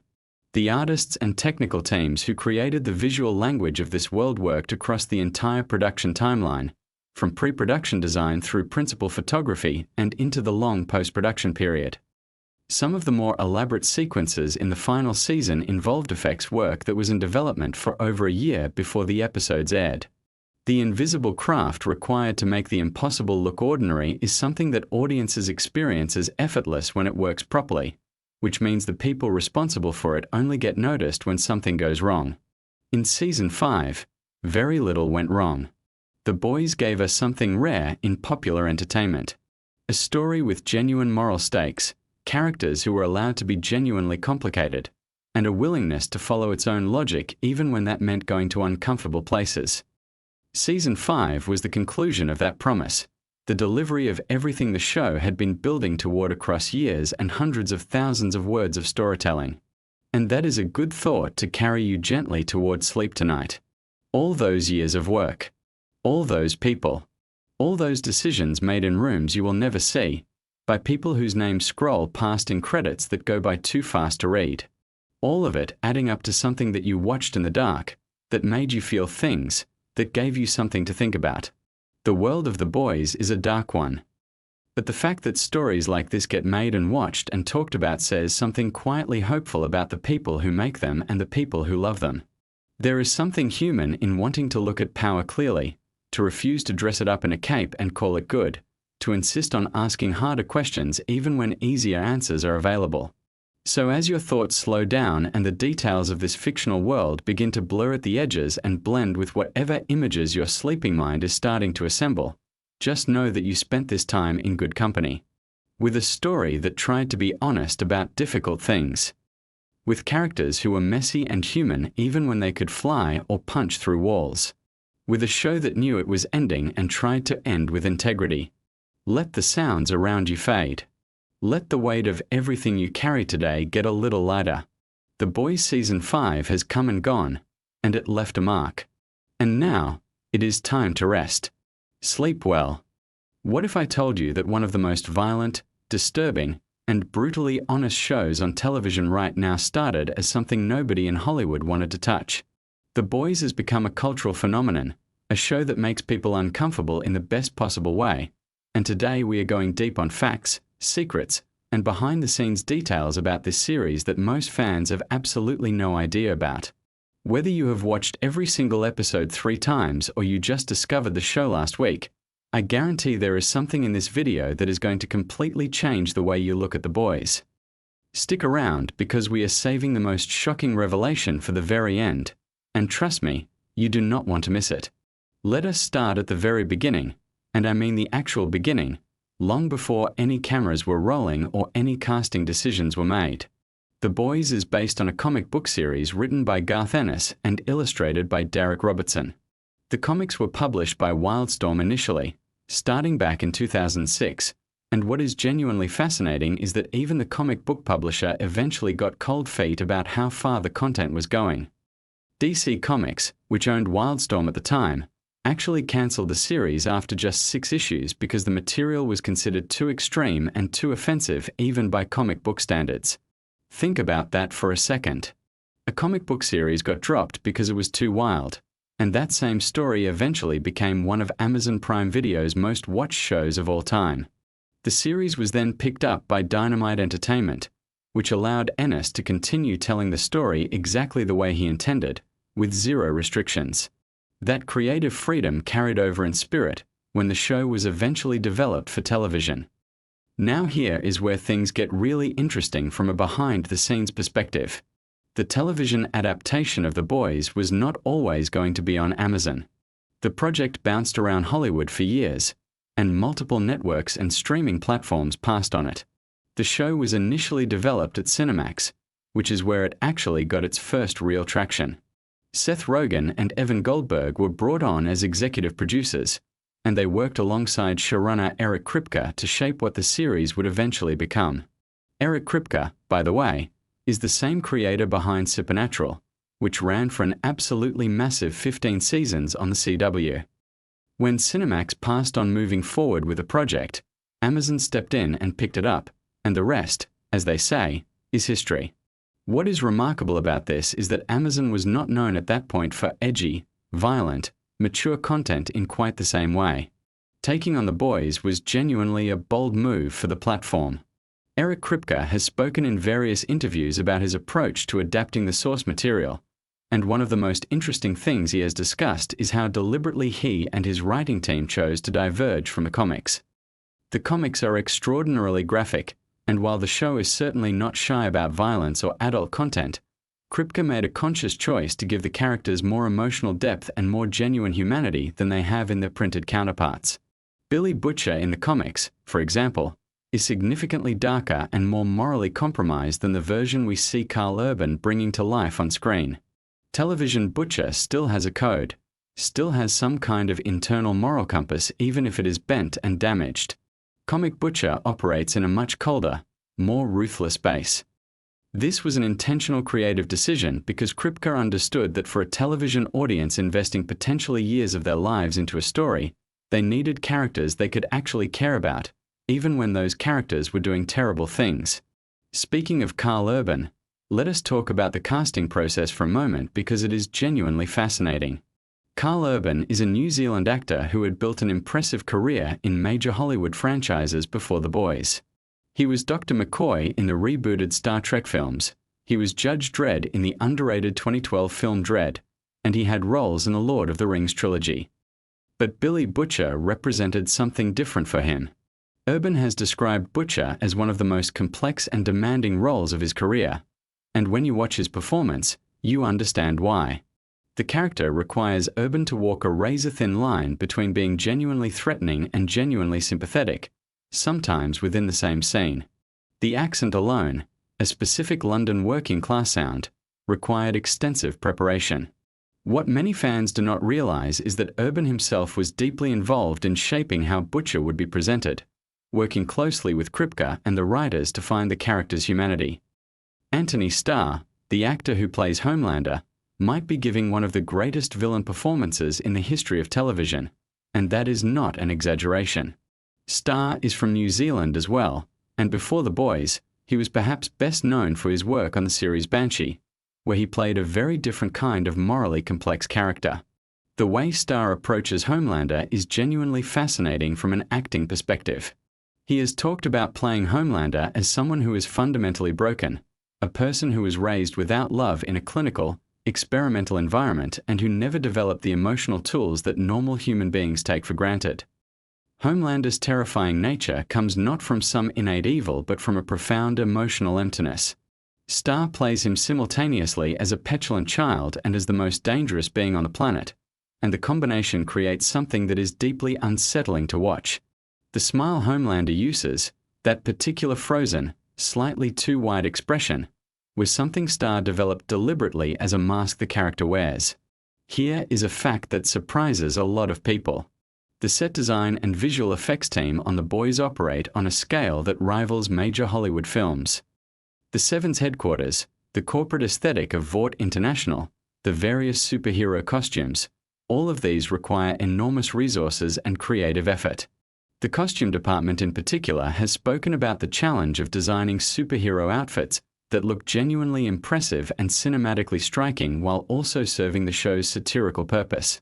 The Deep's costume, for example, which includes those elaborate fish gills on his neck, required extensive prosthetics work for each shooting day. Chase Crawford, the actor who plays the Deep, has mentioned in interviews that the prosthetics application process could take a significant amount of time each morning before shooting even began. This is the invisible labor behind television that audiences rarely think about, but it fundamentally shapes the world audiences experience. Let us shift to talking about the satirical layer of the show, because this is something that separates The Boys from virtually every other superhero property in existence right now. The series functions as a direct critique of corporate power, media manipulation, celebrity culture, and the way heroism gets packaged and sold as a product. Vought International is not just a fictional corporation that manages superheroes. It is a mirror held up to real-world entertainment conglomerates, pharmaceutical companies, and political propaganda machines simultaneously. The show has never been subtle about this intention, and Eric Kripke has confirmed in various public statements that the satire is absolutely deliberate and pointed. What is striking is how the show has managed to be politically critical in ways that resonate with viewers across different parts of the political spectrum. Different people watch The Boys and see different real-world targets in Vaught's behavior, and that ambiguity is actually a sophisticated piece of writing rather than an accident. The character of Starlight, played by Erin Moriarty, went through significant development between the source material and the television series. In the comics, Annie January is present, but her arc and her relationship with the other characters unfolds quite differently.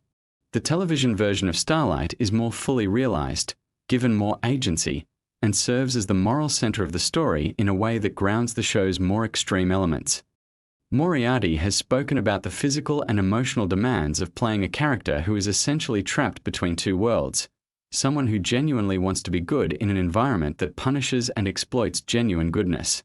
The show uses Starlight's experience to comment on what happens to idealism when it collides with institutional corruption, which is one of the most quietly devastating threads running through the entire series. Now let us get into some production details that even dedicated fans tend to not know about. The Boys films primarily in Toronto, Canada, which stands in for a fictionalized version of New York City. Canadian tax incentives make Toronto an attractive production location for many American streaming and network productions, but the crew has to work creatively to make a Canadian city read convincingly as the American metropolis. Set decorators, location scouts, and digital effects artists all collaborate to transform Toronto streets, buildings, and public spaces into the show's version of New York. Some locations are used largely as they are with minimal modification, while others require substantial transformation. This is an enormous logistical challenge that unfolds across every single episode. The gore and special effects work on The Boys has become somewhat legendary in television production circles. The show is famous for pushing boundaries in terms of what it depicts visually, and achieving those effects requires a combination of practical effects work and digital enhancement. The practical effects team builds props, creates prosthetics, and uses various physical techniques to produce visceral moments that then get refined or augmented in post-production. There is a creative philosophy behind this approach, which is that practical effects, things that physically exist on set, tend to look more convincing and more genuinely shocking than purely digital creations. The two approaches work together to produce moments that genuinely make audiences gasp, which is very much the intended effect. One of the most interesting creative decisions the show made early on was regarding how superpowers would be portrayed. Rather than leaning into the fantastical, consequence-free spectacle of traditional superhero films, the boys treat superpowers as physical phenomena with real-world physics and real-world consequences. When someone with superhuman strength punches through something, the results look genuinely brutal. When Homelander uses his laser vision, the destruction is presented with a gravity that most superhero properties avoid. This grounded approach to depicting powers serves the show's larger argument about what superheroes would actually be like if they existed, which is to say terrifying rather than reassuring. Let us talk about the music choices in The Boys, because the show's soundtrack is doing a tremendous amount of work that deserves more attention than it typically gets.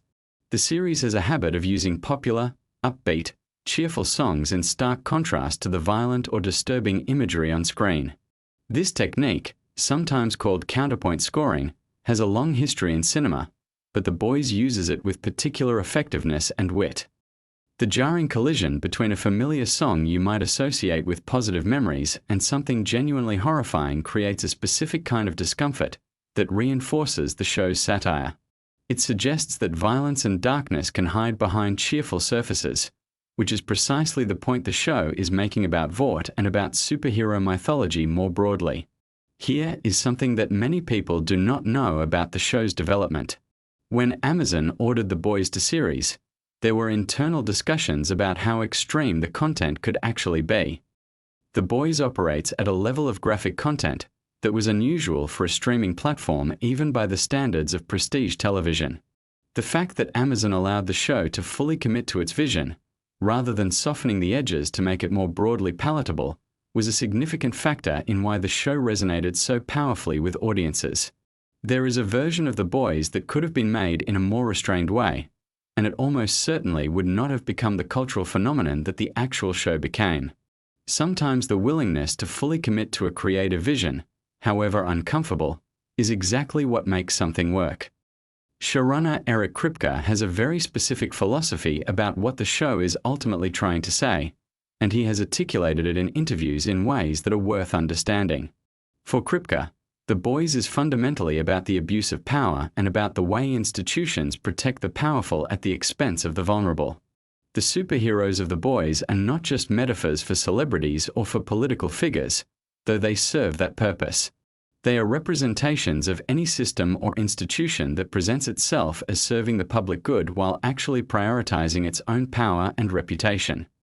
The Boys, the vigilante team at the center of the story, represent the impulse to resist and hold power accountable, even when that resistance is imperfect, morally complicated, and sometimes self-defeating. The relationship between Billy Butcher and the other members of his team has been one of the most consistently compelling elements of the show. Mother's Milk, played by Laz Alonso, provides a counterbalance to Butcher's more extreme impulses and serves as the group's conscience in practical terms. Frenchie, played by Toma Capone, and Kimiko, played by Karen Fukuhara, form one of the show's most emotionally resonant partnerships, a relationship built on mutual understanding between two people who have both been shaped by violence and trauma. The casting of these characters was meticulous, and the chemistry between the actors is something that cannot be manufactured through writing alone. The ensemble as a whole functions as a kind of found family, which is a deliberate storytelling choice that gives the audience an emotional anchor amid all the chaos and darkness. Karen Fukuhara's portrayal of Kimiko is particularly noteworthy because the character does not speak for a significant portion of the series, communicating instead through physical performance, expression, and body language. This places enormous demands on Fukuhara as a performer, requiring her to convey complex emotional states without the tool that most actors rely on most heavily. Fukuhara has spoken about working with a choreographer and movement coach to develop Kimiko's specific physical vocabulary, the way she moves, holds herself, and expresses emotion through her body. The result is a character who feels completely coherent and emotionally legible despite the absence of dialogue, which is a remarkable acting achievement. Now, something that genuinely surprises many fans when they learn it. The Boys has been deliberately engineered to generate conversation and controversy, not accidentally but as a strategic creative and marketing philosophy. Eric Kripke and his team understand that a show this satirically pointed and this willing to be provocative will naturally generate debate, and they have spoken about embracing that dynamic rather than trying to manage or minimize it. When episodes drop and social media erupts with reactions, arguments, and discussions, that engagement serves the show's visibility on the platform and in the cultural conversation. The controversy is part of the product in a very intentional way, which is itself a kind of meta-commentary on how media properties manufacture attention in the modern landscape. Let us talk for a moment about Soldier Boy, played by Jensen Ackles, who was introduced in later seasons. The casting of Jensen Ackles was enormously significant for reasons beyond just his talent as an actor. Ackles spent 15 seasons playing Dean Winchester on Supernatural, the show that Eric Kripke created before The Boys. Bringing Ackles into The Boys was a reunion of sorts, and it was also a piece of very deliberate casting in terms of audience psychology. Ackles built a massive, devoted fan base through Supernatural, and those fans brought enormous enthusiasm to his appearance in The Boys. Within the narrative of the show, Soldier Boy represents a different era of manufactured heroism, a character who embodies mid-20th century American mythology in ways that are both nostalgic and deeply uncomfortable. Ackles committed to the role with the same total investment he brought to his years on Supernatural. The show's depiction of media manipulation and the 24-hour news cycle deserves specific attention because it is one of the more prescient elements of the series. The fictional Vought News network, which serves as the show's stand-in for partisan cable news operations, captures something true and troubling about how information gets weaponized in the modern media environment. The scenes involving VNN are often written in ways that are uncomfortably close to actual media rhetoric and techniques, which is part of what makes them land with such force. Writers' rooms for shows like The Boys employ people who study media, politics, and culture with genuine academic seriousness, and the show's portrayal of media manipulation reflects that research. Here is a detail about the show that connects to its production philosophy in an interesting way. The Boys does not use laugh tracks, obviously, but it also deliberately avoids the visual language of traditional superhero films. The cinematography is darker, more naturalistic, and less polished than what you would see in a Marvel or DC film. This is a deliberate aesthetic choice designed to signal to the audience that they are in different territory. When superhero films use bright, saturated colors and sweeping orchestral scores, they are communicating something about the nature of heroism, that it is grand and clean and elevated. The Boys uses grittier visual textures and a more grounded aesthetic to communicate the opposite, that power is messy and dark and compromised. One of the most fascinating aspects of The Boys from a production standpoint is how it handles the tension between spectacle and satire. The show needs to deliver genuine action and excitement to satisfy audiences who expect something visually compelling from a superhero property, while simultaneously undercutting the mythology of superheroism that makes those expectations exist in the first place. This is a genuinely difficult balance to strike, and the fact that the show manages it as successfully as it does speaks to the quality of the creative team. Action sequences in The Boys are staged to be exciting and visually impressive, but they almost always contain an element that deflates or complicates the heroic framing, some detail that reminds you these are not the good guys you are supposed to be cheering for. The Boys has spawned a spin-off series called Gen V, which focuses on college-age superheroes attending Godolphin University, a school for young people with powers. This expansion of the Boys universe represents a significant investment from Amazon in this creative world, and it demonstrates confidence in the franchise's longevity. Gen V operates with a slightly different tone and targets some of the same satirical targets as the parent series but with fresh perspectives and new characters. The existence of Gen V also raises interesting questions about how the Boys universe might continue to expand, whether through additional spin-offs, films, or other formats. Something worth discussing is the global resonance the show has found. The Boys has attracted enormous international audiences, not just in the United States, and there are interesting reasons for why the show's themes translate so effectively across different cultural contexts. Corporate power, media manipulation, and the exploitation of vulnerable people by powerful institutions are not uniquely American problems. These are universal experiences, and The Boys speaks to them in ways that resonate regardless of where you happen to be watching from. The show has topped streaming charts in multiple countries, which reflects this universality. The writing room for The Boys has always included writers from diverse backgrounds, and Eric Kripke has spoken about the intentionality behind building a writer's room that brings multiple perspectives to the table. This diversity of experience and viewpoint is reflected in the show's ability to critique power from multiple angles simultaneously. A less diverse creative team might produce a show that critiques power from a single ideological direction, but The Boys manages to raise questions and challenges that resonate with people who hold very different political and social viewpoints. That is a genuinely sophisticated piece of collective writing. Let us talk about fan response for a moment, because the audience for The Boys is one of the most engaged and analytically sophisticated fan communities on the internet. Theory crafting, close reading of episodes for hidden details and foreshadowing, intense discussion of character motivations and thematic implications. All of these activities happen on platforms like Reddit, YouTube, and Twitter at extraordinary scale. The show rewards this kind of engagement because it is layered with intentional details that only become visible on repeat viewings or on close analysis. Easter eggs, references to the comics, symbolic visual choices, thematic callbacks across episodes and seasons, all of these elements give engaged fans something to dig into and discuss, which drives ongoing conversation and keeps the show present in the cultural conversation between seasons. The relationship between The Boys and the superhero genre more broadly is worth thinking about carefully.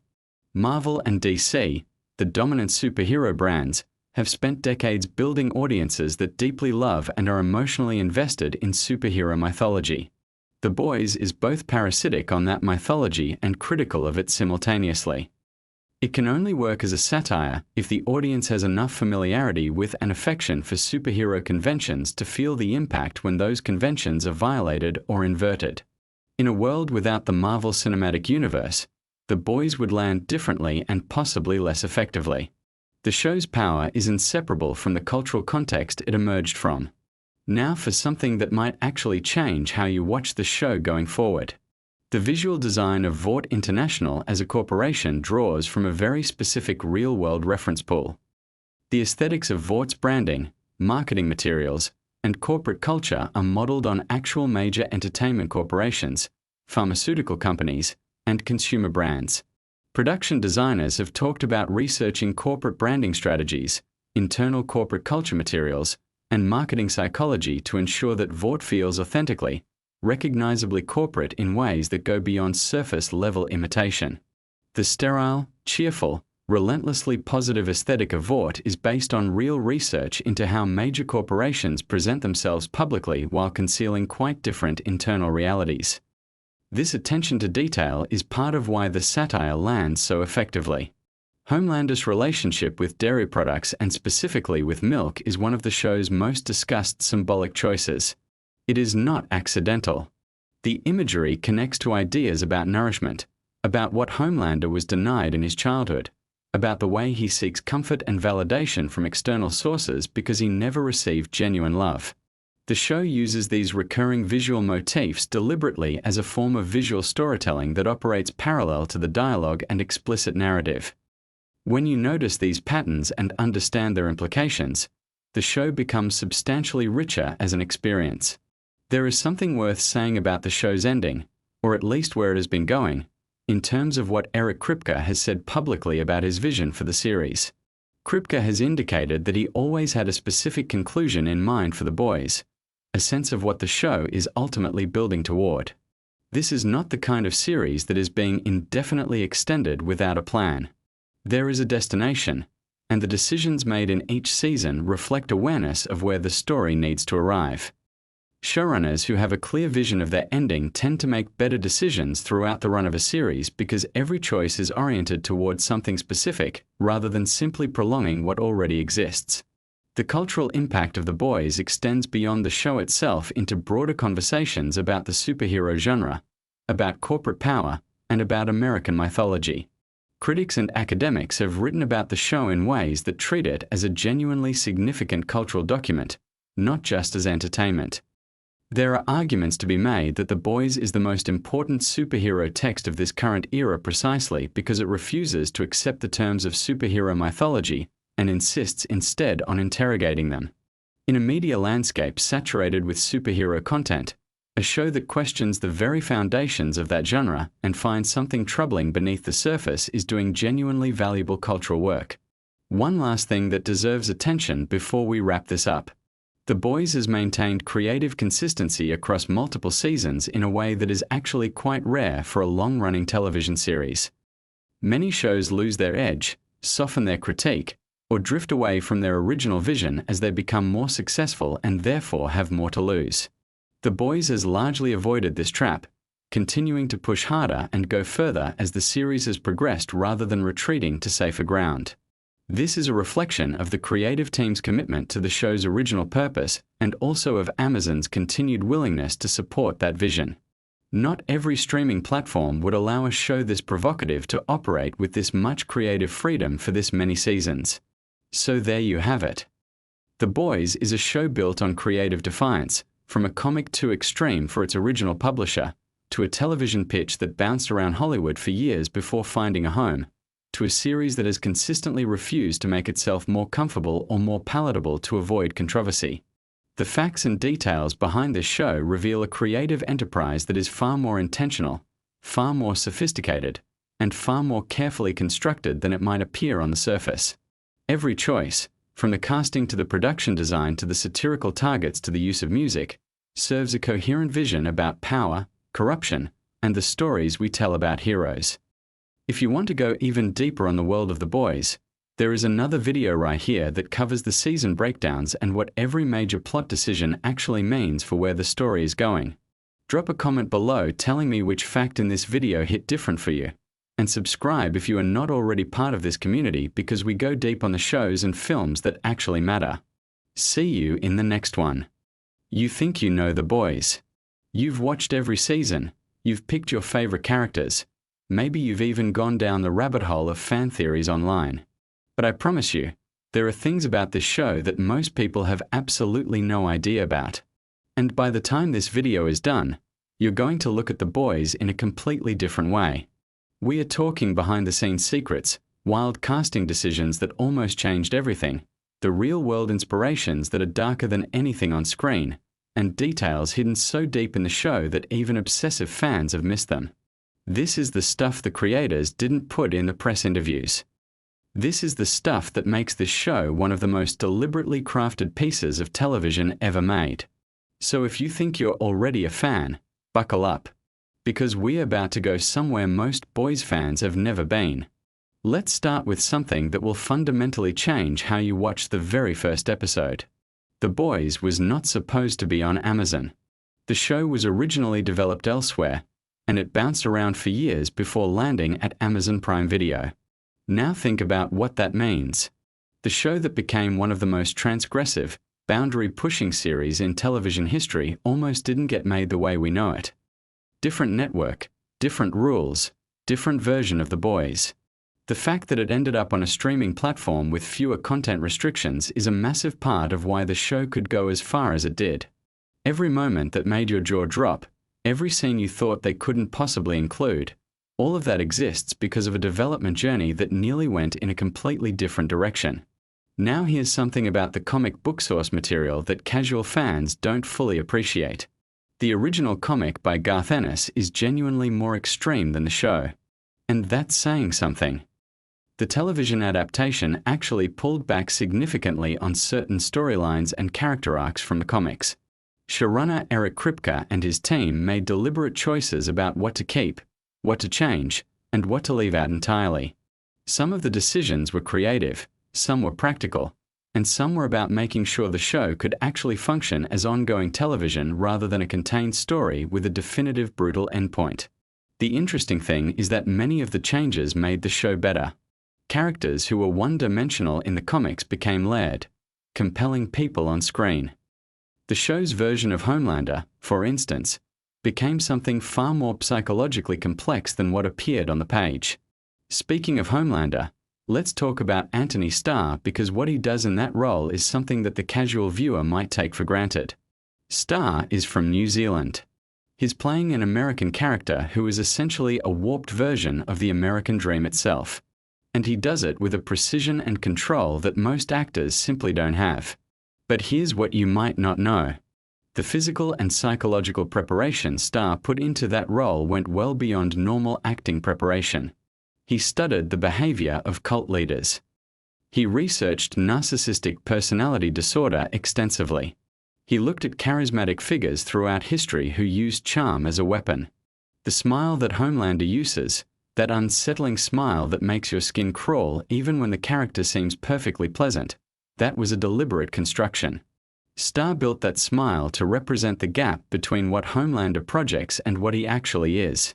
Every time you see it, you're watching a performance built on months of psychological research. But here's the layer that most people miss. Starr has spoken about playing Homelander as someone who is fundamentally a child. Not a child in terms of intelligence, but a child in terms of emotional development. Someone who was raised in a lab, who was never taught how to be human, who desperately wants love but has no idea how to receive it or give it. That interpretation transforms every scene he's in. When Homelander is terrifying, it's because he's a child having a tantrum. When he's pitiful, it's because he's a child who has never shown affection. That reading of the character is built into every scene he plays, and once you see it, you cannot unsee it. Now let's talk about Karl Urban, who plays Billy Butcher. Urban is from New Zealand as well, and his Cockney accent in the show is something he worked on specifically for this role. But what you might not know is the character's accent and general demeanor was actually drawn from specific real-world inspirations that go deeper than just the sound of the voice. Butcher is written as someone whose entire personality is a performance of toughness designed to mask devastating grief. The Cockney swagger, the constant aggression, the refusal to show vulnerability, it's all armor. Urban understood this and built the performance from the inside out. The accent and the attitude are things Butcher puts on every morning like a uniform. That's why the moments when the armor cracks hit so hard. You're not just watching a tough guy falter. You're watching someone's entire constructed identity start to fail. Here's something fascinating about the casting process for the show. When Amazon was putting together the ensemble, there was enormous pressure to cast the biggest possible names in the lead roles. Kripke and the producing team resisted this in specific ways because they understood something crucial about the show's psychology. The Boys works because the soup characters feel genuinely superhuman and the human characters feel genuinely human. If you fill the cast with already established movie stars, you risk the audience bringing their existing associations with those actors into the show. Some of the best casting decisions were counterintuitive precisely because they chose performers who were relatively unknown to mainstream audiences at the time. This allowed viewers to meet these characters fresh, without preconceptions. Erin Moriarty, who plays Annie January, also known as Starlight, is a perfect example of this. Moriarty's arc across the series is one of the most demanding acting journeys in the entire show. She has to play someone who starts as genuinely idealistic, gets systematically disillusioned, and then has to rediscover what she actually believes versus what she was conditioned to believe. The emotional range required is extraordinary. And Moriarty does it while also playing opposite one of the most magnetic performers on television in Anthony Starr, which requires holding your own against an enormous gravitational pull. The fact that she was not yet a massive star when she took the role actually served the character. Annie feels like someone you might know, someone real. That groundedness was a casting choice. Let's pivot to something that doesn't get discussed enough, which is the writing room and how the show's satirical targets are chosen. The Boys has a reputation for going after corporate greed, celebrity culture, and media manipulation. But the show's writers have been remarkably open about the fact that they deliberately avoid making their satire too specifically tied to any single real-world moment.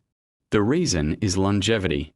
If you write an episode that is too specifically about one particular news story or one particular public figure, that episode starts to feel dated within months.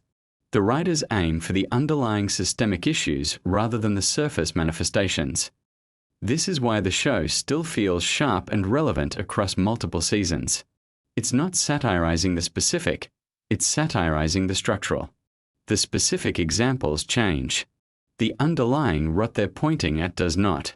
This is also why the show resonates with viewers across a pretty wide political spectrum, which might seem surprising given how aggressive its critiques are.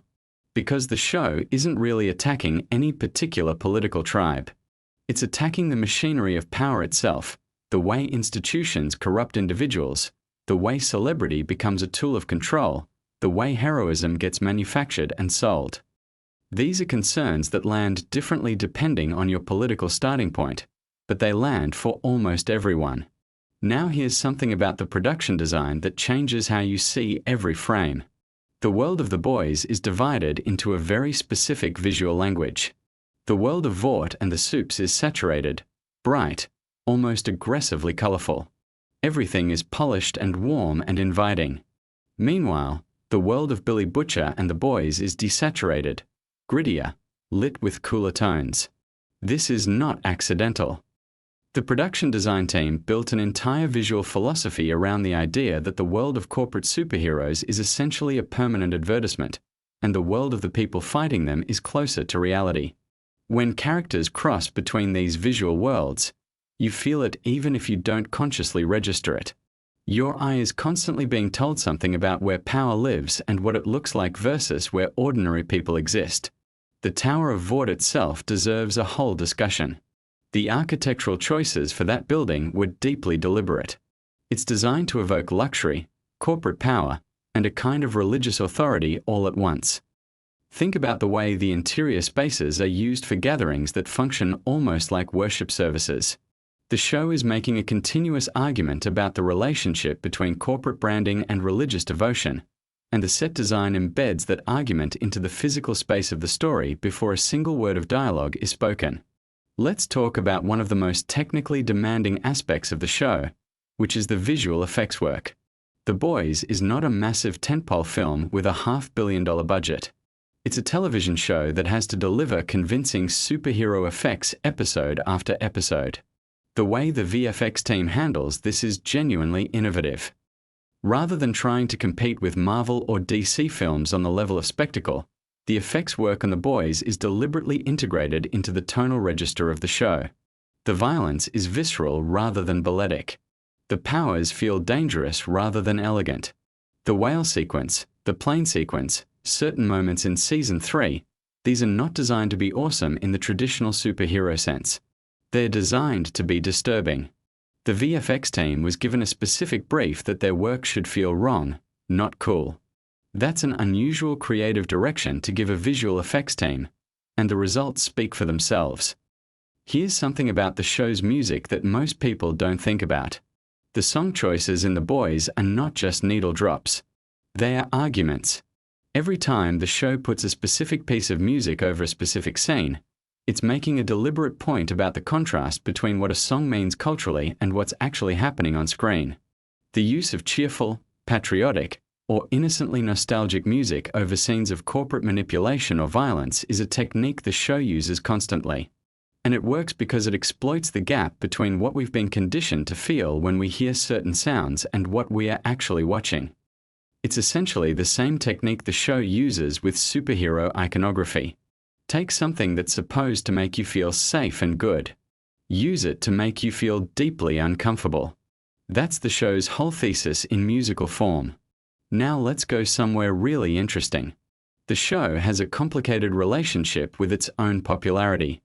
Eric Kripke has talked about this in interviews, the strange experience of making a show about the dangers of corporate manufactured heroes and watching it become a massive corporate product.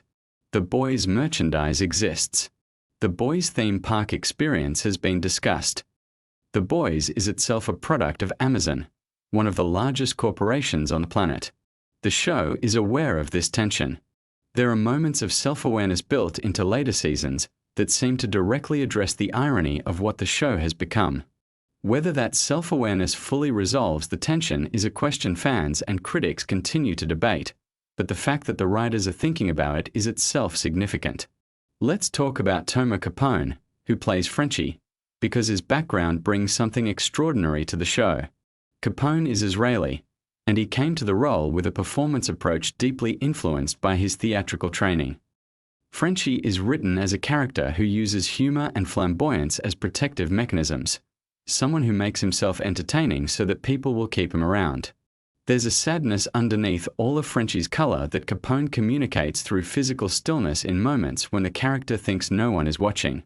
It's subtle acting work in a show that often operates at maximum volume, and it creates a fascinating counterpoint. When Frenchie is quiet, you feel the weight of everything he carries. Karen Fukuhara, who plays Kimiko, had a unique challenge in the show's early seasons. Her character is non-verbal for significant stretches of the story. She communicates almost entirely through physical performance and facial expression. This is an extraordinarily demanding form of acting, and Fukuhara has spoken about studying physical performance techniques specifically to handle the role. What's fascinating is that Kimiko became one of the most beloved characters in the show despite, or arguably because of, the limitation of her early characterization. The audience projected onto her in ways they couldn't with the more vocally expressive characters. There's something psychologically interesting about how silence creates intimacy. Fukuhara's physical storytelling built a connection with viewers that some of the more dialogue-heavy characters never quite achieved. Here's a fact about the show's production schedule that puts everything in context. The Boys films in Toronto, and the production team has to essentially construct an alternative version of a major American city within a Canadian city. The locations team has to constantly find or build spaces that read as specifically American to international audiences, while navigating the practical realities of what Toronto actually looks like. This involves extensive set decoration, strategic angle choices, and sometimes complete set builds. The Vought Tower exterior work required significant technical creativity to create the impression of a Manhattan-scale corporate headquarters.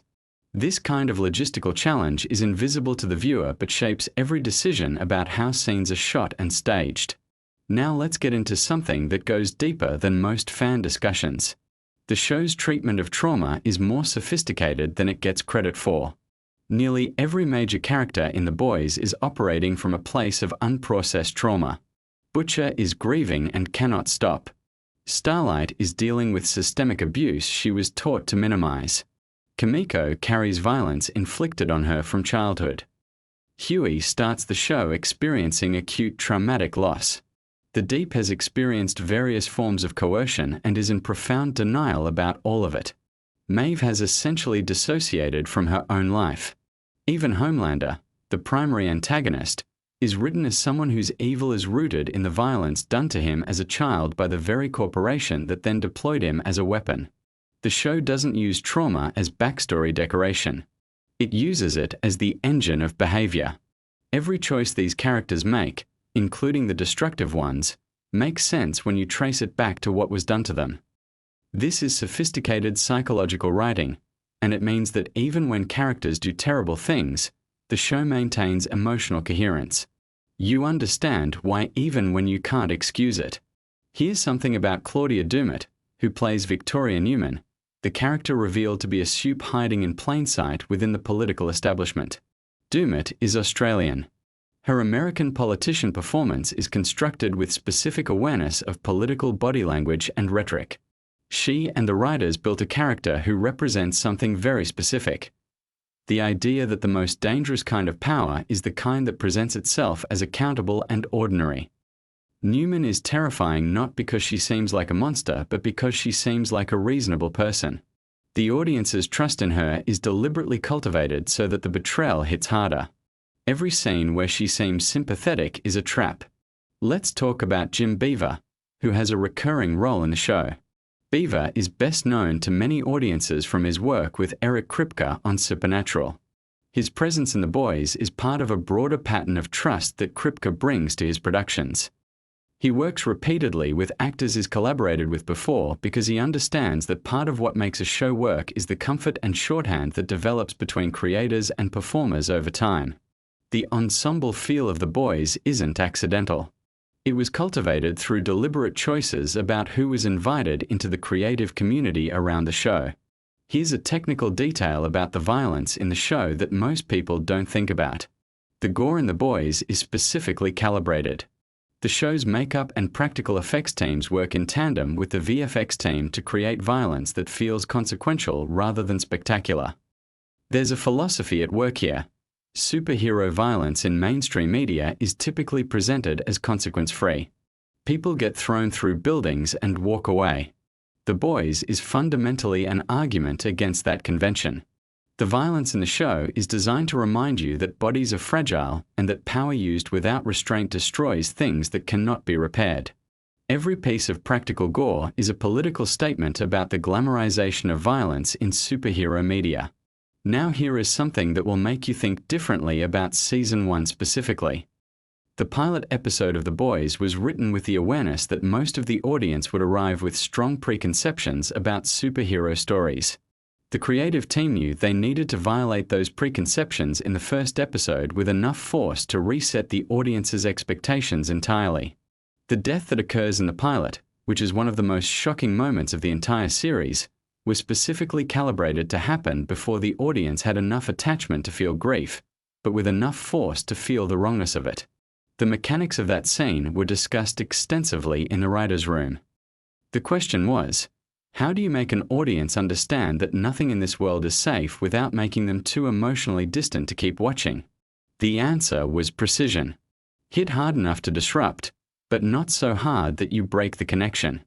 Let's talk about Amazon's role in the show because it's more complicated than it appears. Amazon is the distributor and a major financier of The Boys, and the show regularly satirizes corporations that use entertainment and heroism as marketing tools. Amazon is itself a massive corporation with significant controversies around labor practices and market power. The show has made jokes and references about this tension within its own narrative. Kripke has been publicly thoughtful about the relationship, acknowledging the irony while arguing that making the show from inside the machine is part of what gives it access to the audience it needs to actually matter. Whether you find that convincing or not is a legitimate question. But the fact that the show exists in this specific tension is something that shapes every creative decision about how far the satire is allowed to go. Something that rarely gets discussed is the role of intimacy coordinators on the show. The Boys contain significant sexual content, and the production has been open about using intimacy coordinators to manage those scenes in ways that protect performers and ensure that the content serves the story rather than existing gratuitously. This is a relatively recent development in the industry, and one that represents a significant shift in how productions handle vulnerable content. The presence of this kind of professional infrastructure on set affects the quality and authenticity of what ends up on screen. Performers who feel safe are able to do their best work. Here's something about the show's international reception that's worth knowing. The Boys has a genuinely global audience, and it resonates differently in different cultural contexts. In countries with strong traditions of political satire, the show is often read as conventional in its targets, the powerful and corrupt, even when the methods are unconventional. In countries where superhero mythology has a strong cultural hold, the show is often read as more radical.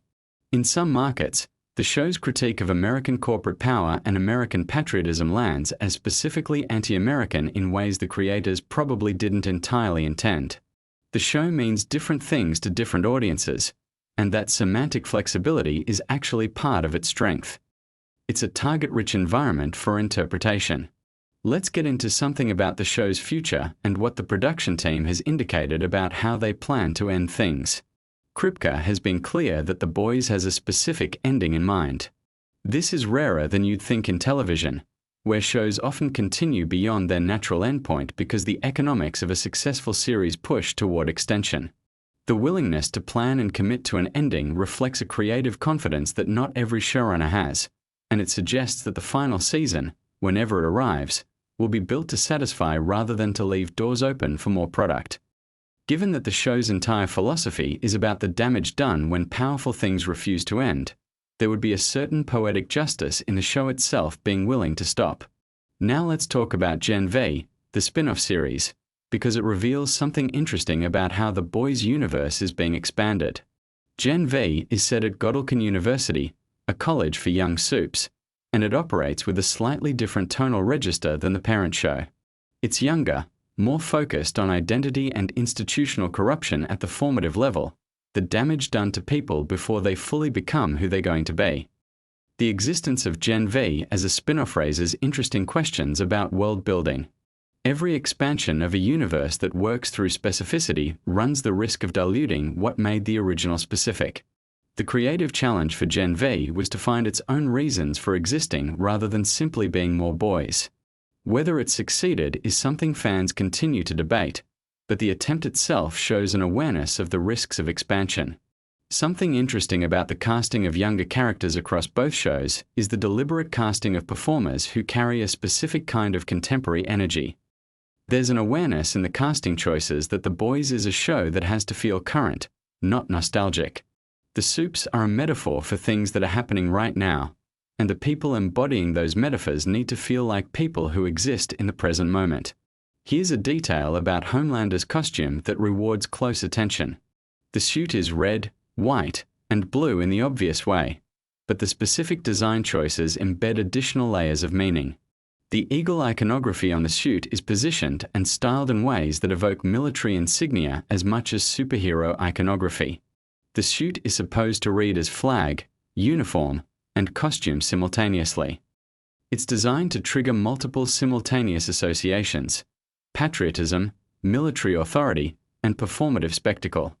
Every time Homelander is on screen in the suit, he's a walking argument about how those three things have become intertwined in American culture, and how the intertwining serves power rather than people. Here's something that gets at the heart of what makes The Boys work as more than just transgressive entertainment. The show takes seriously the question of what it would actually mean to have people with that kind of power in the world. Not in a wish fulfillment way, but in a what would really happen way. And the answer the show keeps returning to is that the problem is not the powers. The problem is the systems that would form around the powers.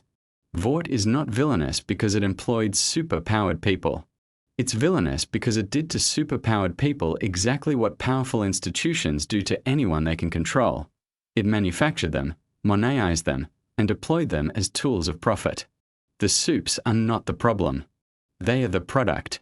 And the real horror of the show is that the structure creating them is recognizable because it's the structure we already live in, just wearing a cape. This is the show's central psychological hook and the reason it stays with you long after you finish an episode. The Boys is not really about superheroes.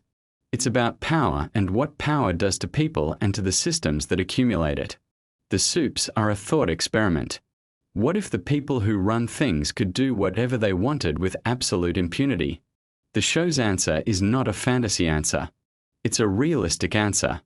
And it's uncomfortable specifically because you recognize it. The show also takes seriously the psychology of people who oppose power. Butcher and the Boys are not heroes in any conventional sense. They do terrible things. They are motivated by grief, anger, and revenge as much as by any genuine moral principle. The show refuses to give the audience a clean protagonist to root for because clean protagonists would undermine the argument. If the good guys were genuinely good, then the message would be that individual virtue can overcome systemic corruption. The Boys doesn't believe that. It believes that the system corrupts everyone it touches, including the people fighting it. And that's a much darker and more honest argument. Here's something about the show's longevity and cultural staying power. The Boys arrived at a specific cultural moment when superhero fatigue was starting to set in among parts of the audience that had grown up with the Marvel and DC dominance of popular culture. It offered something that the mainstream superhero product couldn't: consequences, complexity, and a refusal to make you feel good about power. It essentially created a new lane in a crowded genre by being the anti-product within the product category. And the audience that was hungry for exactly that found it and made the show a phenomenon. Every fact we've covered today, from Anthony Starr's psychological research to the deliberate visual grammar of the production design to the specific calibration of the pilot's first act violence, points toward the same thing. The Boys is one of the most deliberately constructed shows on television. Nothing in it is accidental. Everything is an argument. Everything is a choice. The gap between what it looks like and what it actually is, which is the gap between glossy superhero entertainment and deeply uncomfortable social critique, is itself the whole point. And here's the final thing, the payoff for staying through all of this. The reason these facts matter is not trivia. It's not about knowing more than other fans. It's about watching the show with your eyes fully open to what it's doing. Because when you understand the intent behind the construction, every scene gets richer. Every performance gains additional dimension. Every visual choice starts to speak. The Boys is a show that rewards the kind of attention most people never give television because most television doesn't deserve that attention. This one does. So watch it again. Watch it knowing what you know now. Watch Stars smile and think about the child who was never shown love. Watch Butcher's armor and wait for the moments it cracks. Watch the saturated, warm light of Vought Tower and recognize it for what the show is telling you it is. Watch the music choices and hear the argument underneath the melody. You're not just watching a show about superheroes doing terrible things. You're watching one of the most sophisticated critiques of power and mythology that popular television has ever produced. And now you know how to see it.